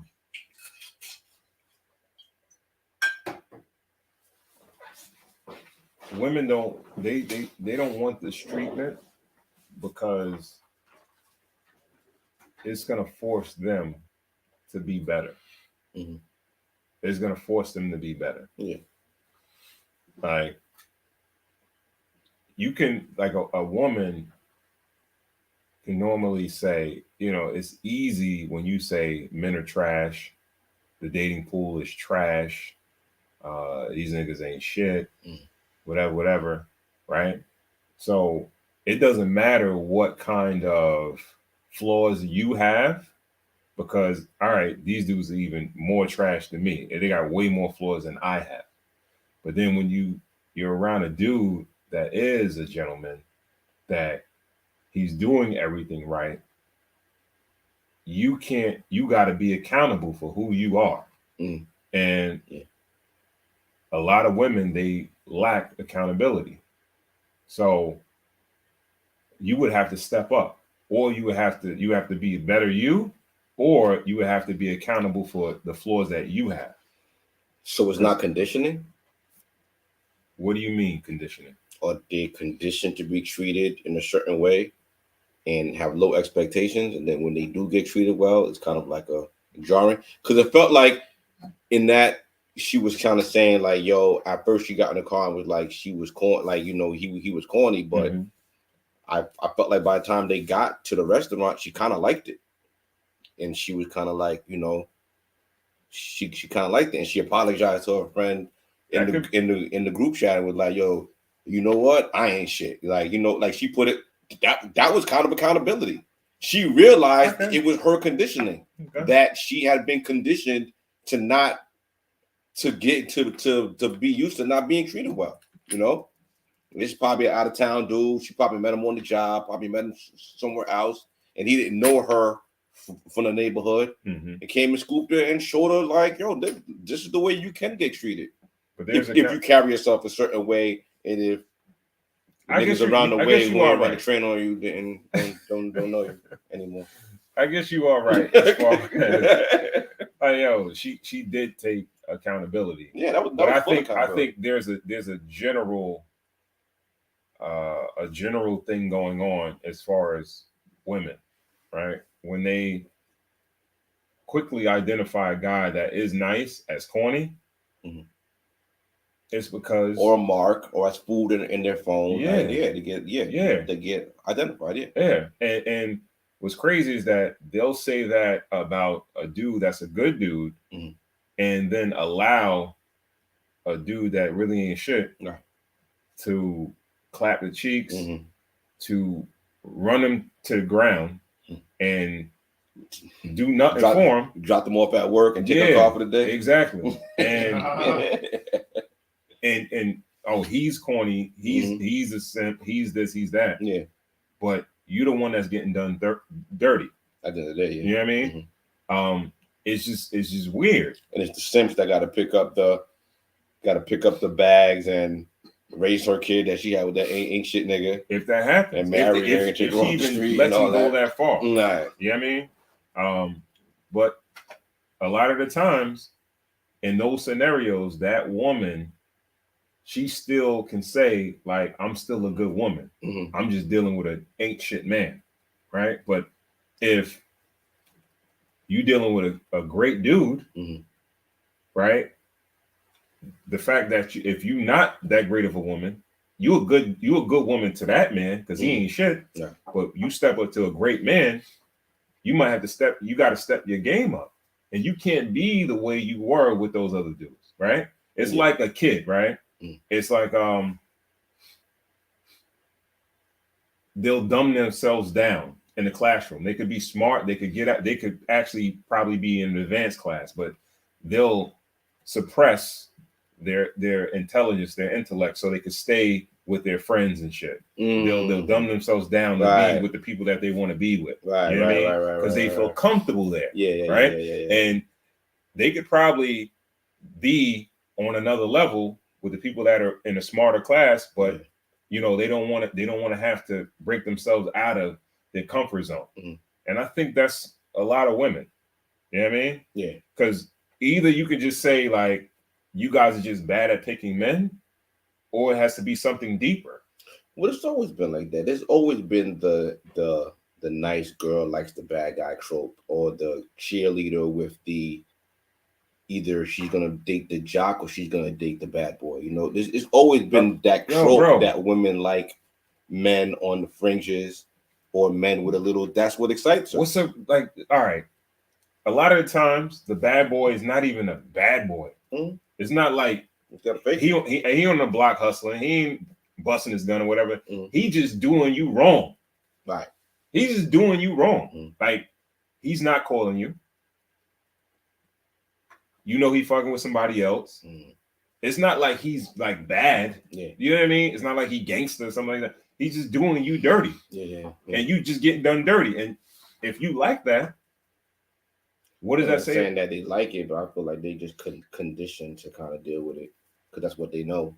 And that's what they kind of see in a mirror what their other friends are going through. And that's what represents, you know, what's happening on social media and like socially around them. It just looks like, you know, women are chasing after, you know, dangerous guys or guys that, you know, don't really, you know, when there's so many dudes hollering at you, like, I don't know. I've never been in a woman's place.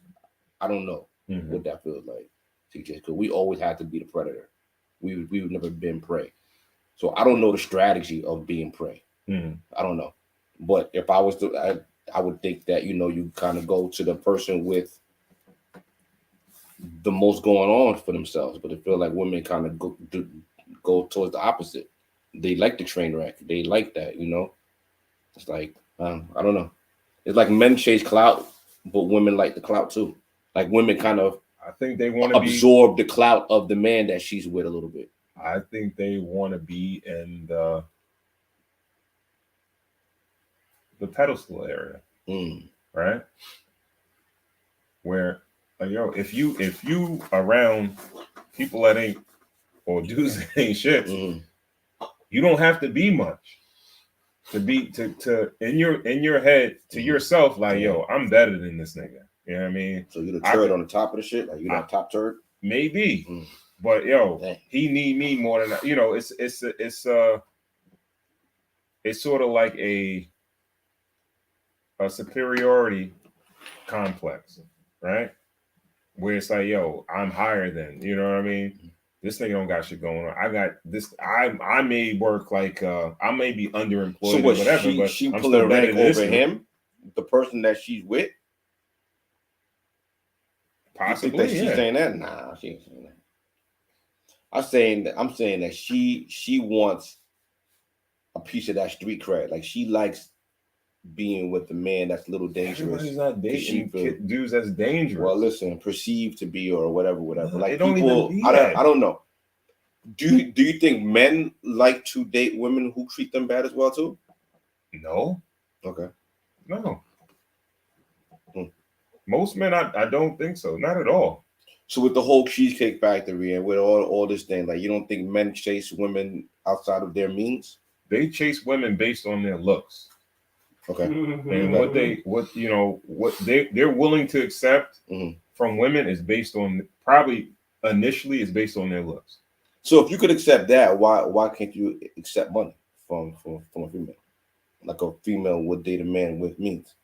if we could accept that a man can date a female off of looks, like that's initially, why don't we just accept that women, knowing that they're hypergamous, kind of go to the highest bidder? I didn't say that they don't date men based off money, or women don't base men off of money. But our previous conversation, I was saying that when you got somebody that's young and naive, you don't have to have money. You can manipulate that person without having any money. You just being older and having more experience and more game and being wiser than her. Okay, that's all I was saying. Okay, so going back to this clip, you said that she gets not into him. It sounded like it. I did not hear the progression of it as you did. You said that later she felt like at the restaurant. No. Well, in the car when they got to the restaurant, she texted her friends back and was like, "Yo, you know what? I'm bugging. I'm my shit." Oh, okay. Well, I mean, initially, I think, maybe some common sense had to kick in, right? Maybe she might be a little on the older side where she's like, "Oh no, okay." She caught it, but her initial reaction kind of just seemed like, "I'm not really, you know." Or women be having bad days sometimes. I don't know. You know, could have been just. Cause that was my G, younger. Like I was the nice guy. I was the guy. I ain't pressed you for no buns. I felt like you got more. Like you were cooler being a nice guy. You ain't pressed for no buns. You ain't pressed for nothing. Like yo, it's cool if it happened to happen. You know what I mean? Like I'm not really like And well, that's playing it cool. Listen, that's not like yo. But you knew who to do that with. Like you wasn't doing that with the neighborhood jump off. Pardon? I hear you. What you say? Ron said, "No, that's playing it cool." I said, "Every Thursday 9 and 10 p.m. Yeah, that's the plug. You know what I mean? But everybody got into that situation where they ran into like the hole when they tried to treat the hole a little too good. And the niggas were like, "Yo, slow down, playboy. You ain't gotta do all that, nigga. You fucking that shit up for everybody." You know what I mean? And that could have been that situation. Maybe niggas ain't really need to do that much to get her out and about. You know what I mean? The dudes from the hood like, "Yo, you going where?" Like, "Nah, bro, 5 for 5 at Wendy's at most." And we gonna tell you. You know what I mean? Like, you ain't gotta do all that. I feel like men should be themselves though. I feel like my advice for that, yo, dude, if you a dude that like to treat a lady like a lady, don't switch it up. Yeah. Just deal with women who appreciate that. Every once in a while, you're gonna show a hood bugger a good time. You know what I mean? Put it on take it on the chin, playboy. Yeah. You know what I mean?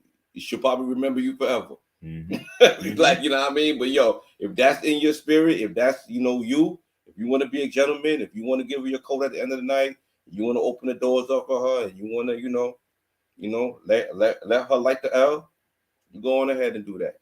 Be a gentleman. I think every woman should have that experience at least once in her life. Right? Yeah, man. Yeah. To see what it would be like. Absolutely. You know what I mean? Yeah. Right. So, because actually, the way he's treating her, he knows what he wants out of life. He wants a woman that's going to appreciate that. He's setting the tone. Yeah. You know what I mean? He's setting the tone. Like a woman who's going to appreciate this is going to see like, yo, boom, this is what I'm about. This is, this is who I am. And, that's a good audition. You know what I mean? So, yeah. Whoever you were, playboy, keep on doing it, man. You probably had that group chat lit. Marathon. Yeah, man. Word. You're going to find the right one and she's going to appreciate it. And shorty, come on now. Now the bar's raised. Come on. Yeah. I think that people they have certain values set for themselves. And she's a podcaster, a female podcaster, a relationship podcaster. And it's like, all right,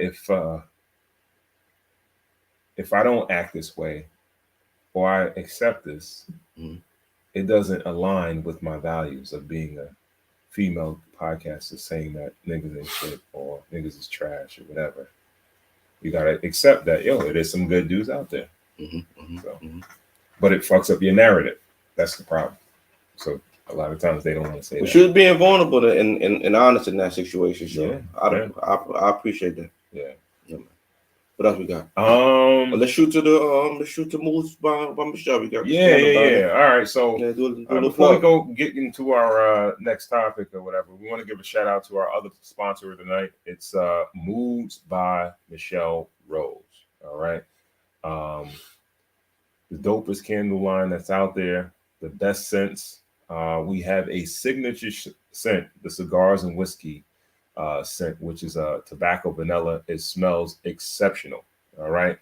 If you want to support her, you want to support the podcast, go to her website at moodsbymichellerose.com and pick up a candle. It's Christmas time, y'all, and people love candles. If you're a cigar smoker, you need something to clear the air, pick you up a Cigars and Whiskey candle from Moods by Michelle Rose. Yeah. moodsbymichellerose.com. All right. And if you use the code CW15, you get 15% off your first purchase. Ooh.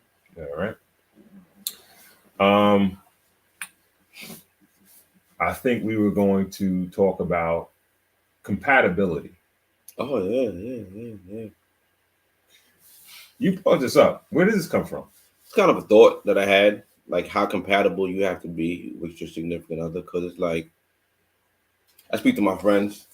I work, we're all talking, and they're talking about, they watch this series with their wife, or they can't watch another episode. They have like a lot of time where they like compatible. They like to watch the same things and everything like that. And I'm like, my wife and I aren't really on that. We have our things that we watch. If there's like a good show, like we love The Walking Dead, so we did that like every episode of that.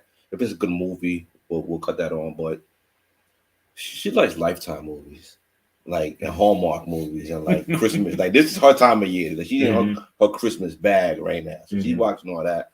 I'll sit on the couch, watch like 15 minutes of it, and like 20 minutes into my commentary, she's kicking me out. Like she's like, "Yo, go downstairs. Isn't this like a game on?" You know what I mean? But on the flip side of it, my wife likes football. She might like football more than me at this point. Really? She really got into football because when we first met, I used to watch a lot of games, and she picked it up and she likes it. Okay. And now it's like, if there's a game on, there's an NBA game on. I prefer the NBA, but she prefers the NFL. So she'll be like, yo, put the game back on. You know what I mean?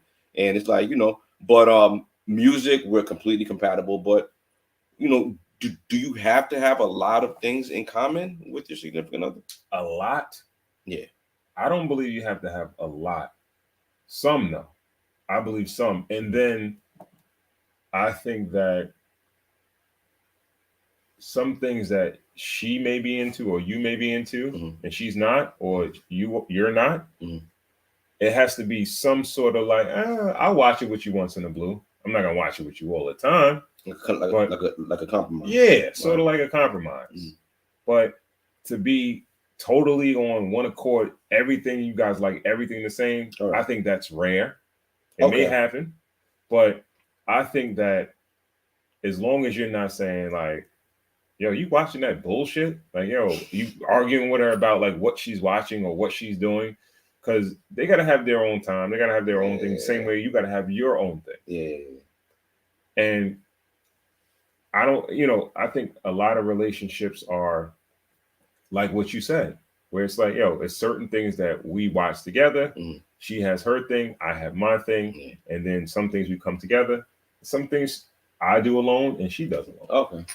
Because from the outside looking in, it felt like everybody else just watched everything together. Like they get everything together. And I'm like, I was kind of feeling guilty. Niggas be cat. I was feeling a little guilty. I was like, damn, I think I could watch more to spend more time. I'm like, she don't really even want me here. Like, she don't want me here. Like, she want to sit on the couch, watch, get her little candy, watch the joints, and have me downstairs, play my video games, and I'll come up, I'll check on everything, and I'm going back downstairs. You know what I mean? Because I wouldn't expect her to come downstairs and sit on the couch with me when I'm playing 2K. Like, you know what I mean? Like, she give me my little time, and I give her time.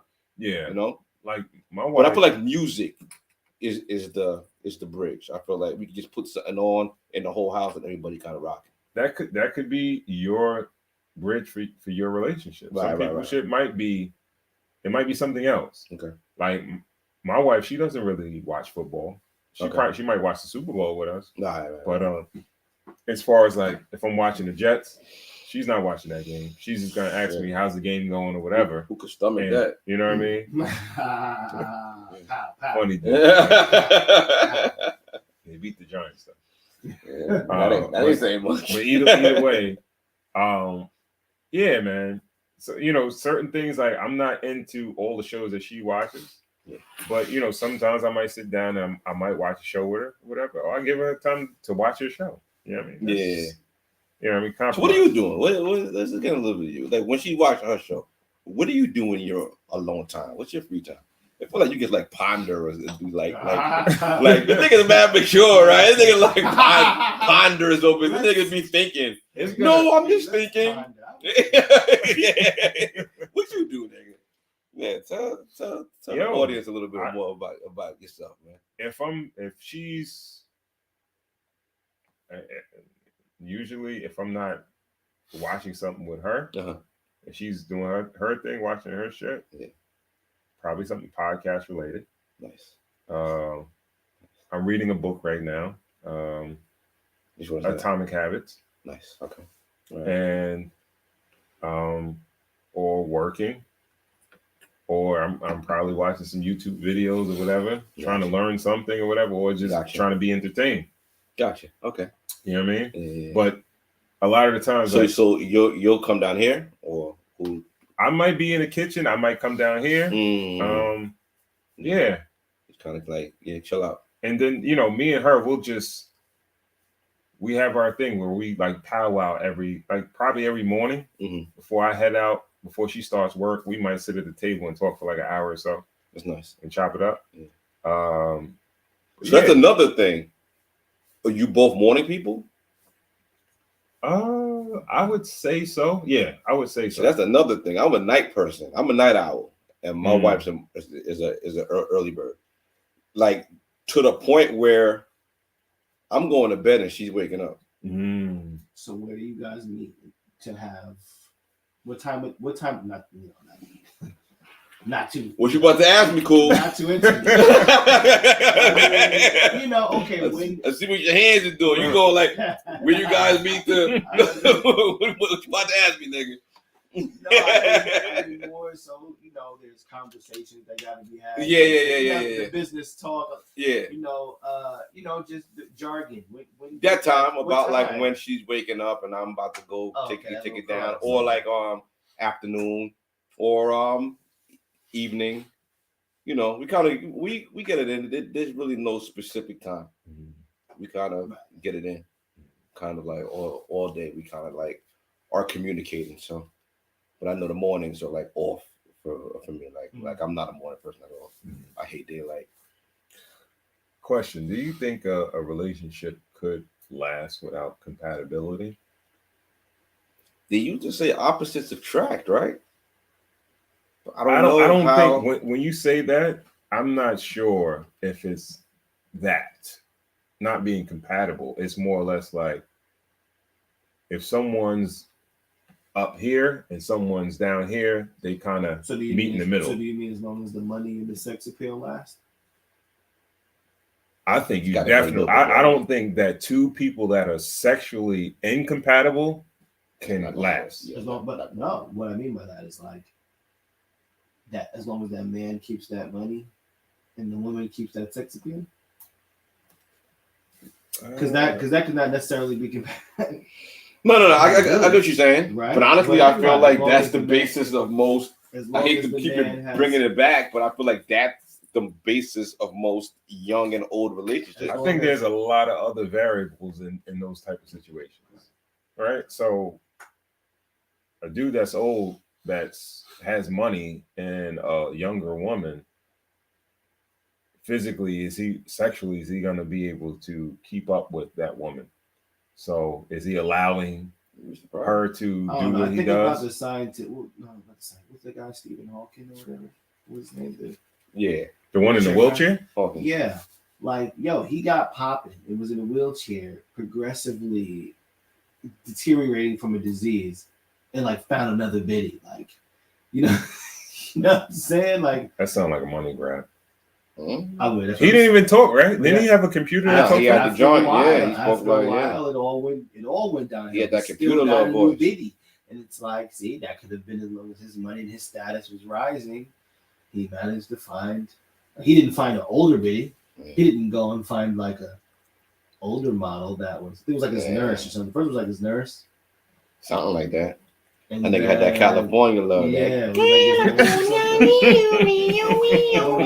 But I just want to say, as far what the other sex finds valuable, as long as that's there, right? Because like men, it's gotta be a little bit more to stick together. No, I would think so to stay together. I feel like it's gotta be a little bit of a thread. You gotta have something. Because it's like, all right, what blows my mind is when we were talking the track, right? And he was saying that his wife is the vegan and he's not. That's where I kind of feel like it'll be a little off. Like, how you gotta eat the same food at least. Simple as food. I feel like, yo, dog, if you don't eat the same thing, that's bigger than not watching the same. That's something I can't understand. Because I feel like I think religion is more important. But go ahead. Well, yeah. Religion is definitely more important. Also how you deal with kids and stuff like that. Too. No, I think food and religion takes precedent over that. Because I feel like religion, you kind of have to date somebody within the same. Well, if you were in the extremes, unless someone's willing to convert. If you're like practicing, how about that? Right? Yeah. Practicing. Well, that's the one I'm talking about. Yeah. Because you can be Christian and Catholic. Everybody's something. If nobody's going to church, then it's like, you know what I mean? It has to be like practicing faiths that are against. You know what I mean? Yeah. But I feel like with food, like now that if she's saying that she's not touching flesh, like now you're responsible for. Like, I know a couple of people that are in the same situation that have been together for mad long. So he prepares all his own food, or does she prepare food for him? She prepares food for him. My cousin, he's vegan. He's vegan, and his lady, she prepares meals for him. No. Well, I feel like it's easier if he's vegan, but if she's vegan and he's not, usually it's more of the woman's responsibility to prepare food. Vegans are against harming or touching flesh. So then that kind of takes her whole job away from them. Like they kind of, now you're on your own. Like you have to fend for yourself. But shout to Teddy, he said his wife is vegan and he may have to cook his own meat. Pause. But pause. He works it out. Yeah. You know what I mean? Like I don't know if that would be a deal breaker. You don't think that's a deal breaker? Because I think you could work around that.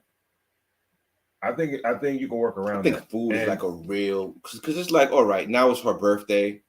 I gotta go to a vegan restaurant. Like, I don't want to go. That would make you break up. Like, it's like, why are you even doing? Like, no, it's an ideology. I would be annoyed that you're even doing this. Like, yo, bro. Like, I would point the hypocrisy out of everything that you do. Like, it would annoy me. I believe in most cases. The couple as a whole will meet somewhere in the middle. There's no middle in that. All right, so I think let's just say one person is vegan. I think, and one person is just like, I eat everything. Yeah. I think eventually you'll see someone moving towards the middle. The only person to move in the middle is the person that eats the meat. Pause. Possibly, or it could be the person that's like, I'm gonna start eating chicken again, or whatever. You know, it could. It's not a vegan anymore. It's not the middle. That's always to the other side. No, I get it, but there's a possibility. But yeah, even if the other person says, "Yo, all right, yeah, I'm gonna stop eating meat," I think the only resolution would be like, all right, I'll stop eating meat. I'll be a pescatarian, and that's on the meat either side. That's the only place to go from there. One person is here. I do not eat any meat or any flesh or any kind of fish or nothing like that. This person's a meat eater. They're so far apart. The only person that's moving is the meat eater. Either he's gonna go all the way as far as being a vegan, or he's gonna be a pescatarian, or we're just gonna be in the same house and they have different ideologies about what we put into our bodies, which is a big thing. Man. And then when you have children, who takes precedent? Me and my wife are pescatarian, and our kids still eat. Because you both are still on the same page and made that decision together, It's not. But if you want two different odds, it's not. I think what will have a bigger impact is religion and sex. Okay. If you guys are not sexually compatible, And religion, and like Core said, if you're actively practicing that religion, that's going to be a big problem. Yeah. Sidebar, you go to Bonefish Grill? Yeah. Bonefish Grill. Yeah. I be thinking about that shit. I be thinking about that salmon. I'm like, yeah. With that chimichurro sauce. That's what you get from there? Oh my God. Yeah. That's right. Yeah. You mess with it too cool? I have. They botched 2 orders. What you got? Chicken fingers? Nah, hell no. I don't do that. What you got from there? I want to say what Ronco got. Whatever fish or whatever. You follow Aquaman League? Yeah, you know how you do. Like, yeah, I get with Playboy again. I know he walking that shit like cheers, right? Like, no. No, I be driving past it. I went there with my wife's mother one time for her birthday. It was like a recommendation of hers. I'm like, Bonefish, word. I was gonna call you too. I was like, yeah, what you get from there? I know you eat there. They got bang bang shrimp good, and their salmon. But you got to get the chimichurro sauce. So they got like a garlic, got like a garlic lemon sauce too that they give you for the salmon. Yeah. Fire. High power. But that chimichurro sauce, that shit is fire. You still do Red Lobsters? I went to Red Lobsters not too long ago. Every now and then. Admiral's Feast. Every now and then we'll get. The Admiral's Feast is still rocking. Yeah, we. That's a bad niggas, man. I know y'all do Our frequent is out back. Yo, dog. I got one right by me too. It's out. I got that little sneaky one in the back. We be sneaking back there like, look at that. You dig? They have a filet. Well, what I get, the filet mignon and the lobster tail. Oh, we know you rich. We know you rich though, nigga. No, it's not. It's like $30-something. I know. You ain't got to say that. That's not bad. Like that's a reasonable. Like that's $30. Yeah. Yeah, that's like yeah. You know, that's a reasonable feast for a king. Yeah, if we're here, you know what I'm saying? Might as well. We used to go to Outback and we stopped. Once we became pescatarian, it was like, it's not that much there. It's not there. Outback crab cakes is money too. When they have them, they're like in season. Yeah, like if you're talking chains, that's what. If you went back to Meat Paws, what would be the first thing that you go to? Steak, probably, right? I guess for you. Nah, steak is heavy. You gotta go. Like you go straight for steak? Nah. All right. I probably go chicken. Chicken, right? That's the only thing I kind of grapple with. Yeah. Like if I was to go back, I probably wouldn't go all the way back. Yeah. Probably chicken. Chick-fil-A or something like that. Like I miss them chicken, egg, and cheese biscuit joints. Those are fire. Chicken, egg, and cheese. The mom and the baby. Yeah, yo, right? Yeah, that seemed wrong. Yo, I don't think I ever had that. I always grapple with that. What? It's like Is it okay to eat chicken and egg at the same time? I'll do a waffle and egg. Yeah, I never thought about it like that. Egg and the chicken. That's why you gave it up, because you was wilding. Yeah. You stay over there, bro, because you was wilding. All right, yeah. You and your mother. Let's move on. Yeah. You were grooming the meat, nigga. Yo, listen, I need I would have relaxed too if I was you, yo. I mean, you and your babies. And your babies. Jeez Louise. Man. Question, right? So talking about incompatible relationship. What does an incompatible relationship look like? Night and day. Coming and going. A lot of arguments. Separate rooms. Nah, not even argument, because it's indifferent. You know? It's like we just there. We just coming and going. We just like, yo, that's where when I was young, I never understood growing apart. But as an adult, I understand that it takes work to keep threads.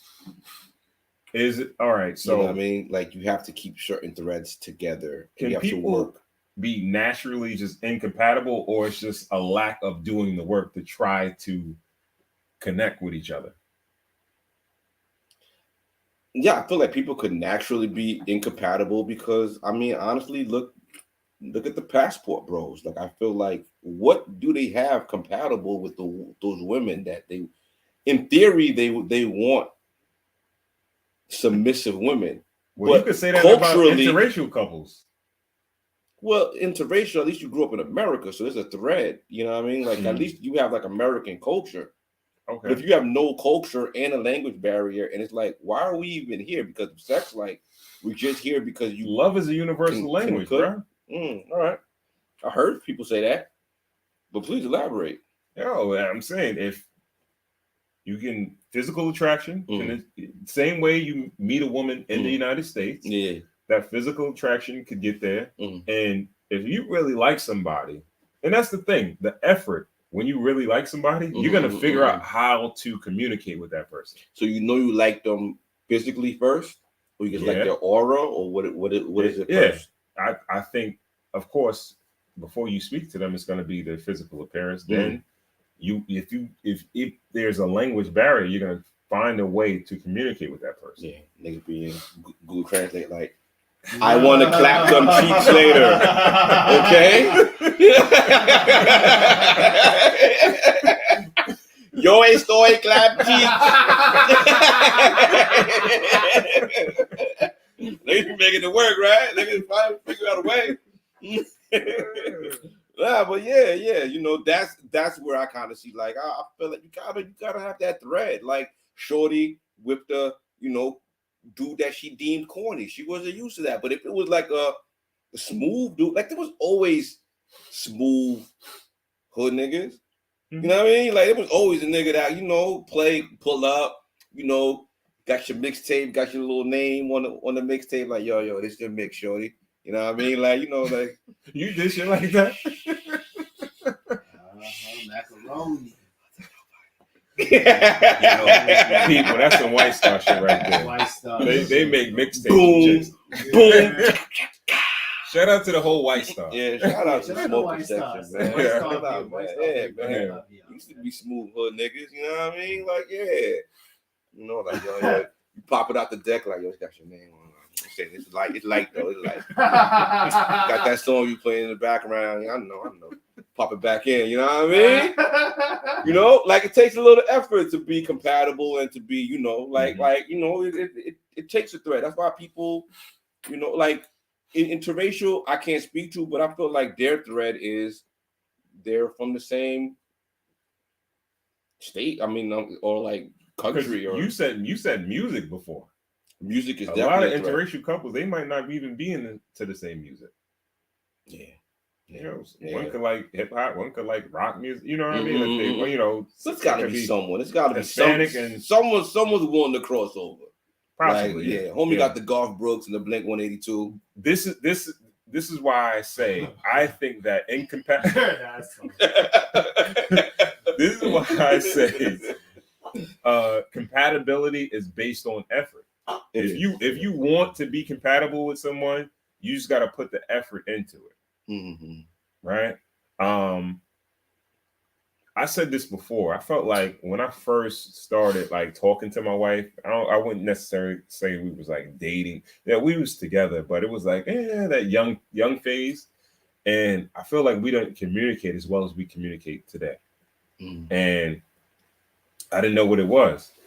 But then all of a sudden, like, she is my sounding board. I'm her sounding board. And we just, I could literally be around my wife for the whole day. I think I could work with my wife and have a business with her and everything like that and be with her for extended periods of time. You know what I mean?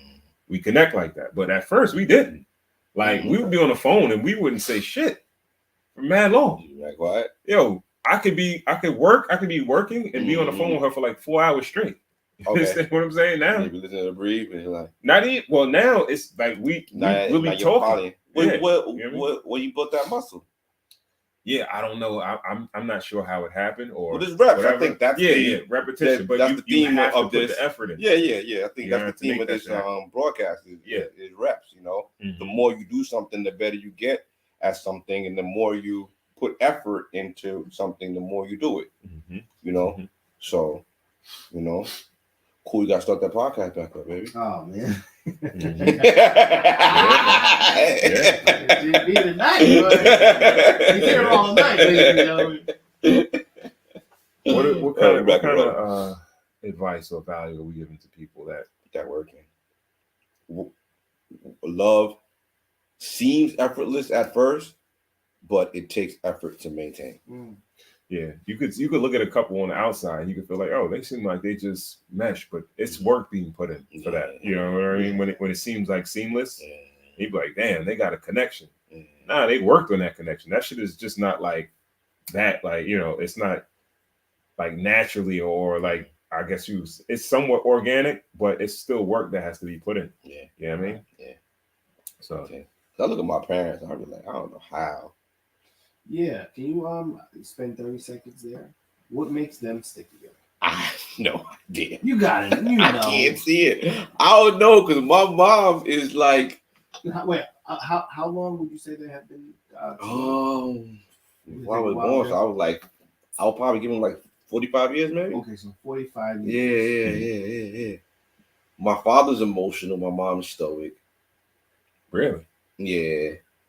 So it's like I kind of get my demeanor from my mother, I feel. But I have my father in me. So, but what makes them like? Sometimes I look at them, I'm like, how does shit work for this long? And y'all act like y'all hate each other, but y'all still like love each other. It's like, cause they'll argue like cats and dogs. Like it'll be a little ride home from the store, and niggas not like at each other, but it's like little bickering. Cause my pop just learned how to eat it, and my mom just like don't even, you know what I mean? But it's just like, yo, you know what, y'all really doing this. But I feel like it's that thread. I always felt like it was from their love comes from they both came from somewhere else. Yeah. When I always looked at it and I always had to like dissect it, I always felt like they came here as like aliens to like a new world together. Yeah, it's like partners. Yeah. They met in Haiti and they came here together. So it's like they were kind of like meshed. It's a lot of history. Yeah. So they have the thread of the old country together. And you know, my father listened to news and like tell her about. My mom's more interested in things that are going on here, and he's more attached to things that are going on back in Haiti. But he'll report back to her. So it's like I feel like that's that thread. I feel like that thread is like they came here together, and they, you know, and their family growing, and they have everything like that. Institution. Oh yeah. First and foremost, that's the thing too. Yeah. Both have respect for the institution. Yeah. And neither one of them wild out. Neither two. Pops never wild out too much. You know what I mean? So listen, everybody, it's every day. You know, every day we wake up. Yeah. Trying to put one foot in front of the other. You know what I mean? Sometimes life throws curveballs, but you're right. It's about, you know, the respect for the institution. No matter if you make a mistake, you try your best to fucking, you know, get back on the horse. Yeah. Back on the horse. You know what I mean? And then make it right. But no, I just wanted to know, you know, based on their length of time together, what, you know, is there something that you see that made, you know, that made them work? Just make it work. And then clear roles. My mom is the mom and my dad is the dad.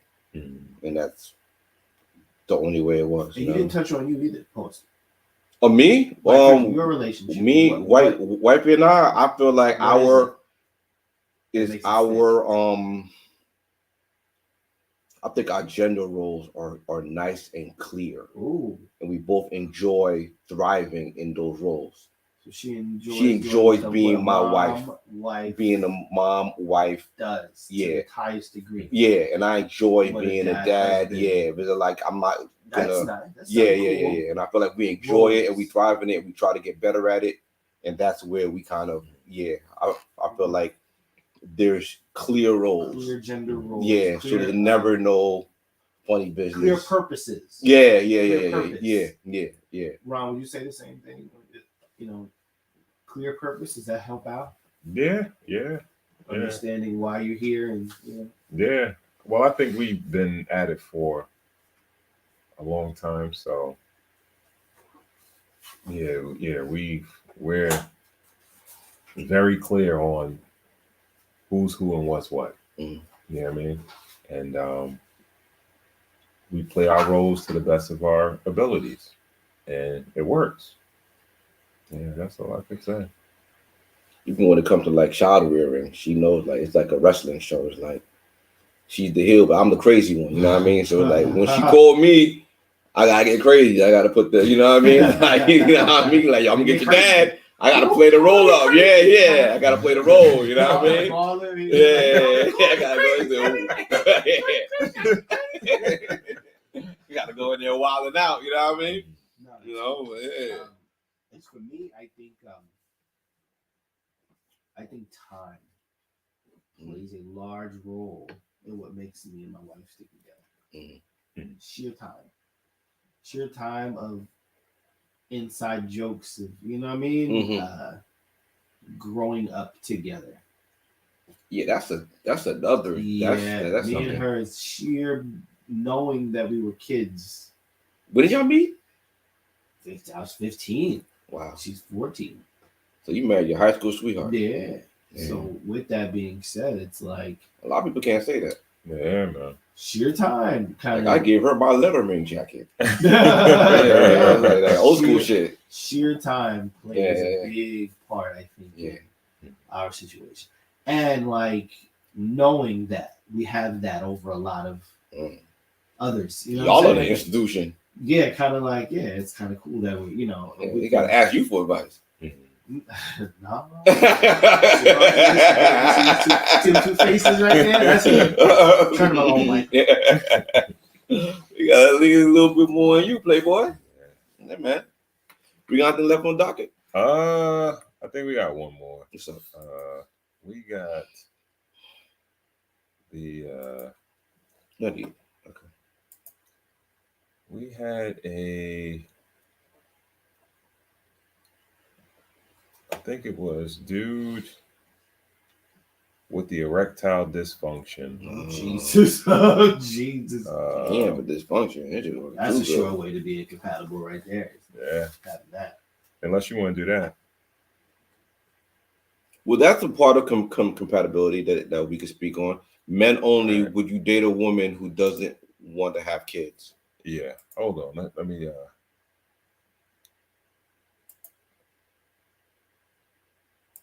all right, so I think that's a big part of compatibility. All right, it says it's a question from shout out to Spiritual Word. It says, men only, would you date a woman who doesn't want to have kids? The easiest answer is yes, if you don't want to have kids. Well, first question. Well, yes, you have kids already. The first dude on the comment section, Gino Marley, says, F no. Who doesn't want to continue their legacy? All right. Who else did we have?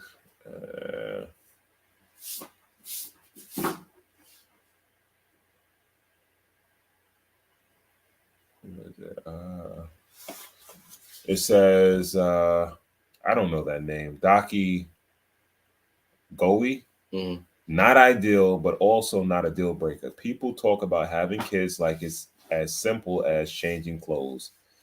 It can do harm to women's bodies and psyche.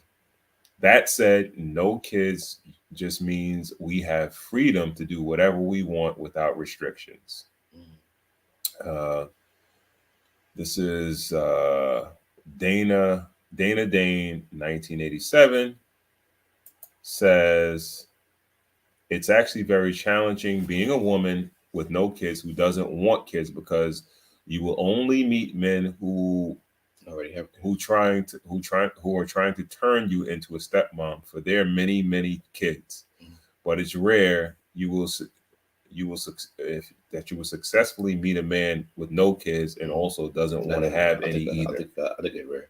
You go on a first date, yo, I hate kids. I hate kids too. Like, yeah, like, yo, that's great. They could not have kids. Like, they're just not. Or, you know, it's do you feel like kids are a cheat code for a relationship? People say kids challenge relationships, but I feel like kids strengthen relationships. It's an extra incentive to stay together. Yeah, I would agree with that. Like, they're a mad couple still together. It just is. Yeah. Like, not to say that you're only together for the kids or you only made it work for the kids, but you have this common thing that you both created and you both are pouring into it. You know, let's say more than even keeping a person together romantically, it does keep two people glued together in a union for a certain amount of years. You know what I mean? Whether like you're joined at the hip with another person, whether you're with them or not, kind of sort of, right? Yeah. So if not to go as far as to say strengthen a relationship, it definitely solidifies one. It cements it. It cements one. Yeah, that's actually a better word. That's kind of what I was looking for. Yeah. You know what I mean? It's like, well, legally we're almost joined to be around each other anyway because of, based on this. So yeah, I guess I would say children. And as far as compatibility, for two people who really aren't compatible, now it gives you something to be compatible about. Like we're both compatible that we both love this child and we both want this child to do good. So maybe we just both pour into the child and don't really worry about that we hate each other. Like, I don't know. The question is the question though.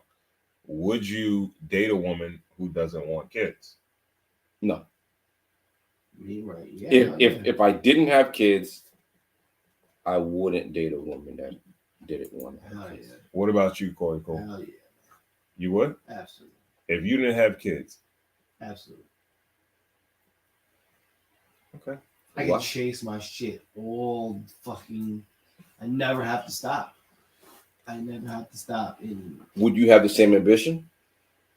Probably better, maybe crazier. Well, no. There's nothing like that spark when you got that newborn at the crib, Dougie. Let me take that back. No, I wouldn't say it would make it crazier, but it would be very close on a different type of perspective. You know what I'm saying? Yeah. Like, yeah, of course, obviously, working to feed another human being is something. You know what I mean? Yeah. That's untopped. But the fact of being able to just work and ball on me is close enough motivation to be able to stunt at maximum level because I have no other mouth to feed. Everything is more jiggy and more, you know what I mean? Yeah. More ill. I'm more places. I'm traveling more. Yeah, you know what I mean? A different type of motivation. Well, you'd be like a little. I don't know. I'm not gonna say you. I feel like I would be a little bit more lethargic if I didn't have anything to. But see, now I have children. I would never want to take them back. You know what I mean? I can never see life without them. But like, after you don't say all that, right? I'm just saying. John, clean up for our club, right?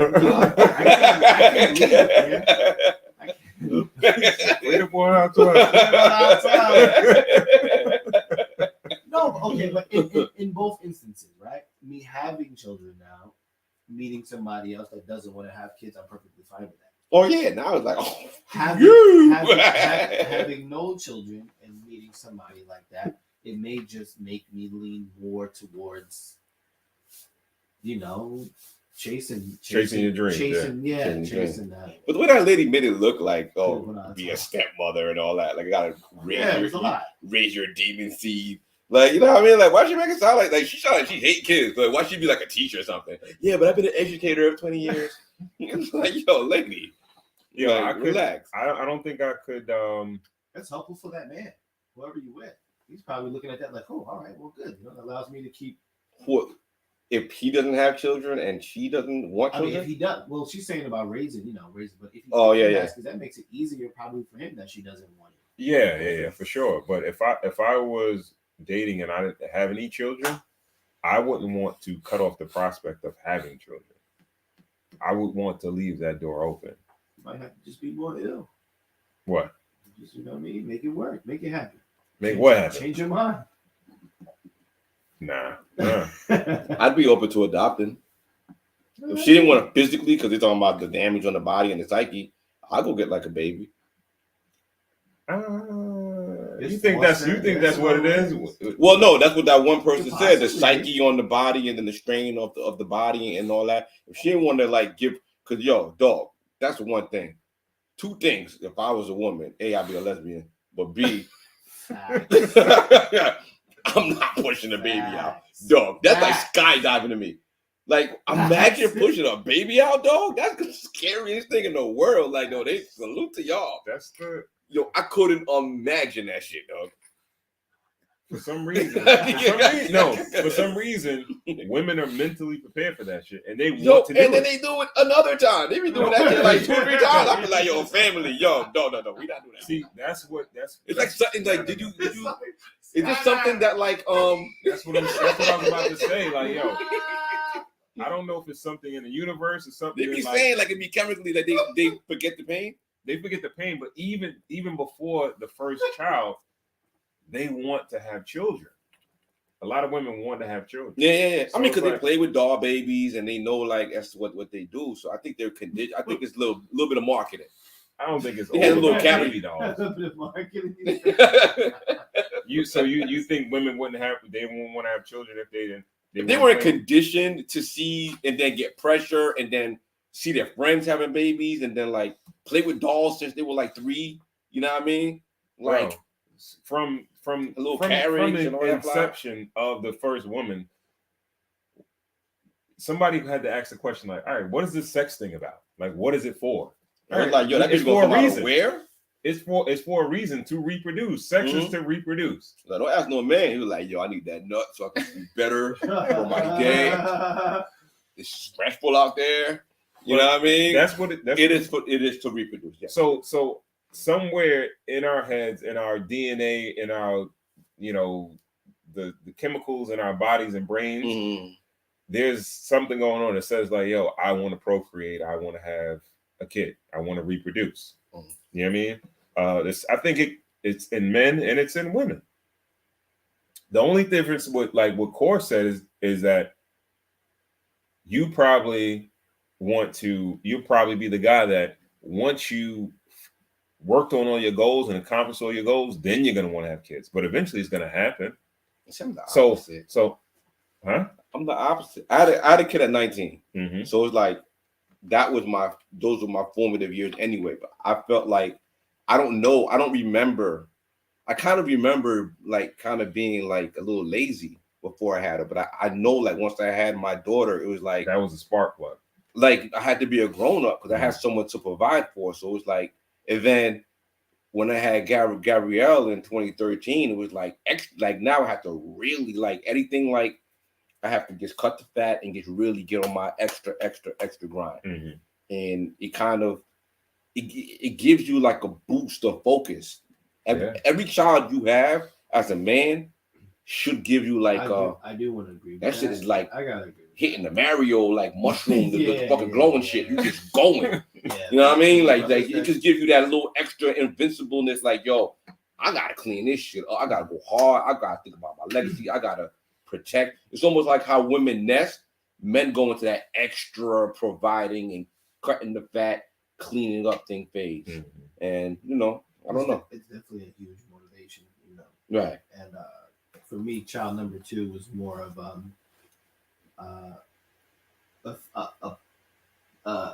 wake-up call to pay attention to detail, almost. Right? Like everything is a little bit more under the microscope with the second one. Right. So more than the grind, it's just kind of like how I'm treating them, talking to everybody. Like the rest of the picture is kind of like in the focus. So yeah, I'm with you on that one, Jimmy. Yeah. I feel like it falls back on compatibility. I feel like that's something you got to super be on the same page on. Yeah. Would that go above religion and sex? I think that's right up there. Okay. Definitely right up there because that's a life changer. Yeah.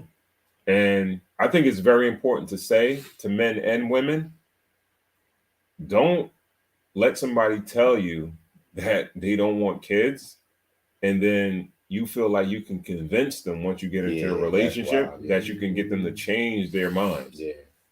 Don't be surprised when they don't.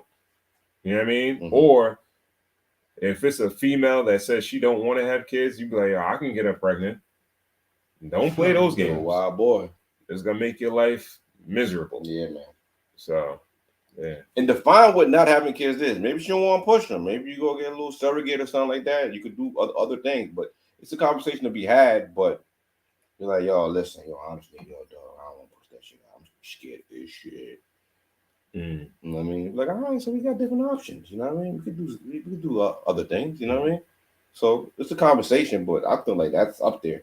But that's like in the dating. Think about that, man. Shout out to all the women, yo. Right? That push out them babies. Oh, trust me. Mother's Day come around, they know. Have the baby. We get a tie, they get jewelry. I guess dudes that complain about push gifts, they never saw a baby being pushed out. Better get that push gift out. You watch that? No, speak on that. Because a lot of men don't know about push gifts. A lot of men don't know about push gifts. Explain. Please explain the push gift. Just basically, I had to be schooled on it. So, just as far as gifting your child's mother or your wife, girlfriend, whatever she is, for pushing out that baby for you. Yeah. But it's hard if you've never seen it happen. You don't know what it takes for that woman to push that baby out. I got two. I never seen it, nigga. I stayed up top. But even though you could tell how much energy is exerted, how much pain they're in. You know what I mean? And like it would take a lot for our seeds. Like it's a beautiful thing. I don't think there's nothing that men go through that is equivalent to that. Unless you're about to die. If you're probably dying, you know what I mean? Yeah, dog. Like, yo, that's why, you got to give them ultimate respect. Yeah. If you, and whoever, I don't care if y'all in the comment section and y'all say whatever, if you're saying something about it, you never had a child. Because if you've been there in the labor and delivery room, you understand what I'm saying. Yeah, man. Yo, bro. There's nothing that a man goes through unless he's on the verge of, like, he shot up or something and he got to pull a bullet out or something, like some crazy shit like that. Other than that, it's nothing that hurt.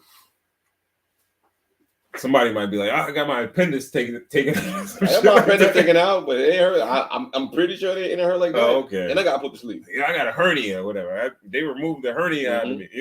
I don't know. I don't know how that feels, but it looks like having a baby is excruciating. That's the top of the top, right? Yeah, that's top of the top. You can't, yo. You can never feel my pain. Yeah. All right, I have another one. Shout out to y'all, ladies. For real. Dear mama.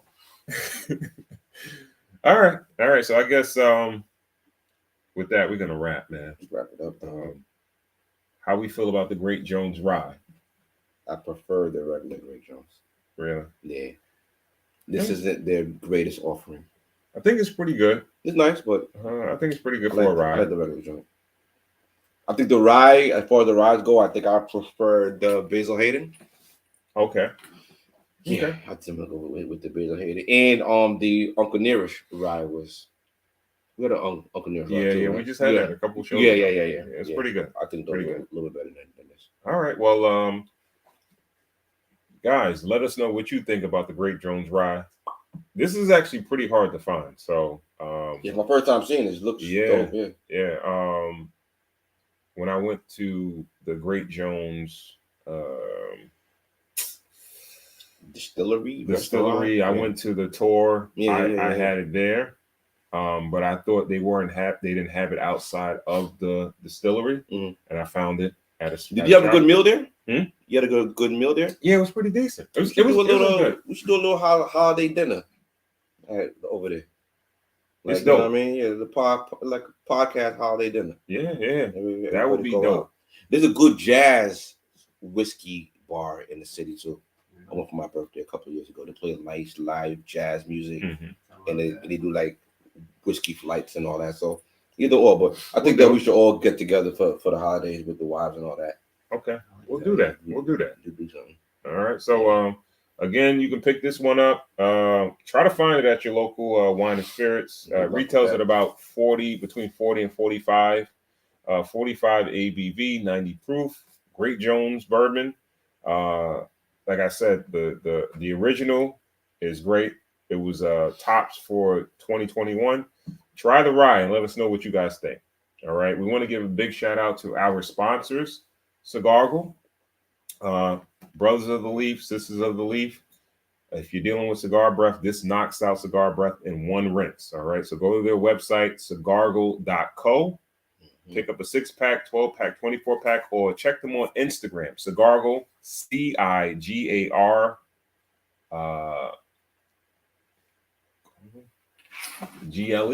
GLE, yes. All right. And when you go to the website, if you use code CW10, you will get 10% off your purchase. All right. And also, holiday season, you need to smell goods. Pick you up a Cigars and Whiskey candle by Moods by Michelle Rose. All right. Go to her website, moodsbymichellerose.com. Pick yourself up a candle and clear the air, man. The dopest scents that are out there. Absolutely. All right. And with that, smell like money in here. Yeah, man. We want to thank you guys for tuning in to another episode of Cigars and Whiskey. Corey Cool, why don't you let the people know what you got going on, man? Oh man, I'm part of this super duper ill podcast. It's called Cigars and Whiskey. You know what I mean? They drop episodes on Tuesday. You know what I'm saying? These niggas is the best that the business has to offer. I just press record over there. I'm on the voice of NTC 90.3 FM every Thursday, 9 to 10 p.m. Playing the cool hip hop joints, man. We rolling there. What else I got going on? My other podcast, Brothers. Nobody cares about Father's Day. Mm-hmm. You know, trying to chop down this Father's Day boys. How they doing? Yeah, they're doing okay, man. Yeah, we'll chop it up with them again real soon. Yeah, you know. If you haven't had the opportunity, please go check the episode. The Clash. You know what I mean? Or the feature with Cigars and Whiskey. Yeah, that was fun. Yeah, man. You know, hopefully we're gonna reverse the process and have you guys over there talking about being great black fathers. Oh man. I got an article, man. The Long Island Sound lost at sea that will be available very shortly. You know, we're trying to get to the bottom of it. You know what I mean? Asking some questions. And I don't know, man. GB's forcing me to reboot this CUNY radio thing. So, you know, I think still, man. Gonna happen. I think in the new year that's gonna be on the way.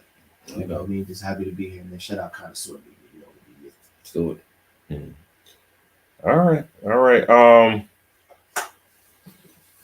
Shout out to everybody. We want to give a big shout out to Jesus Sonola for sending in the email. If you have any questions, any comments, any recommendation, you want to recommend a cigar, a spirit, or even a topic, shoot us over an email just like Jesus did. podcast@cigarswhiskey.com. Again, podcast@cigarswhiskey.com. If you don't follow us on Instagram, please do at Cigars Whiskey. That's cigars with an S, whiskey. Also, subscribe to the YouTube channel, Cigars the Ensign Whiskey Podcast. Again, Cigars the Ensign Whiskey Podcast. Remember to like, share, and also subscribe. If you like the content that we're putting out and you want to show some support, you can do that via Cash App. It's the same as the Instagram. Cigars Whiskey, $ Cigars Whiskey, cigars with an S, whiskey. All right. And with that, we want to thank you guys for tuning in to another episode of Cigars and Whiskey Podcast. We will catch you on the next one. Peace.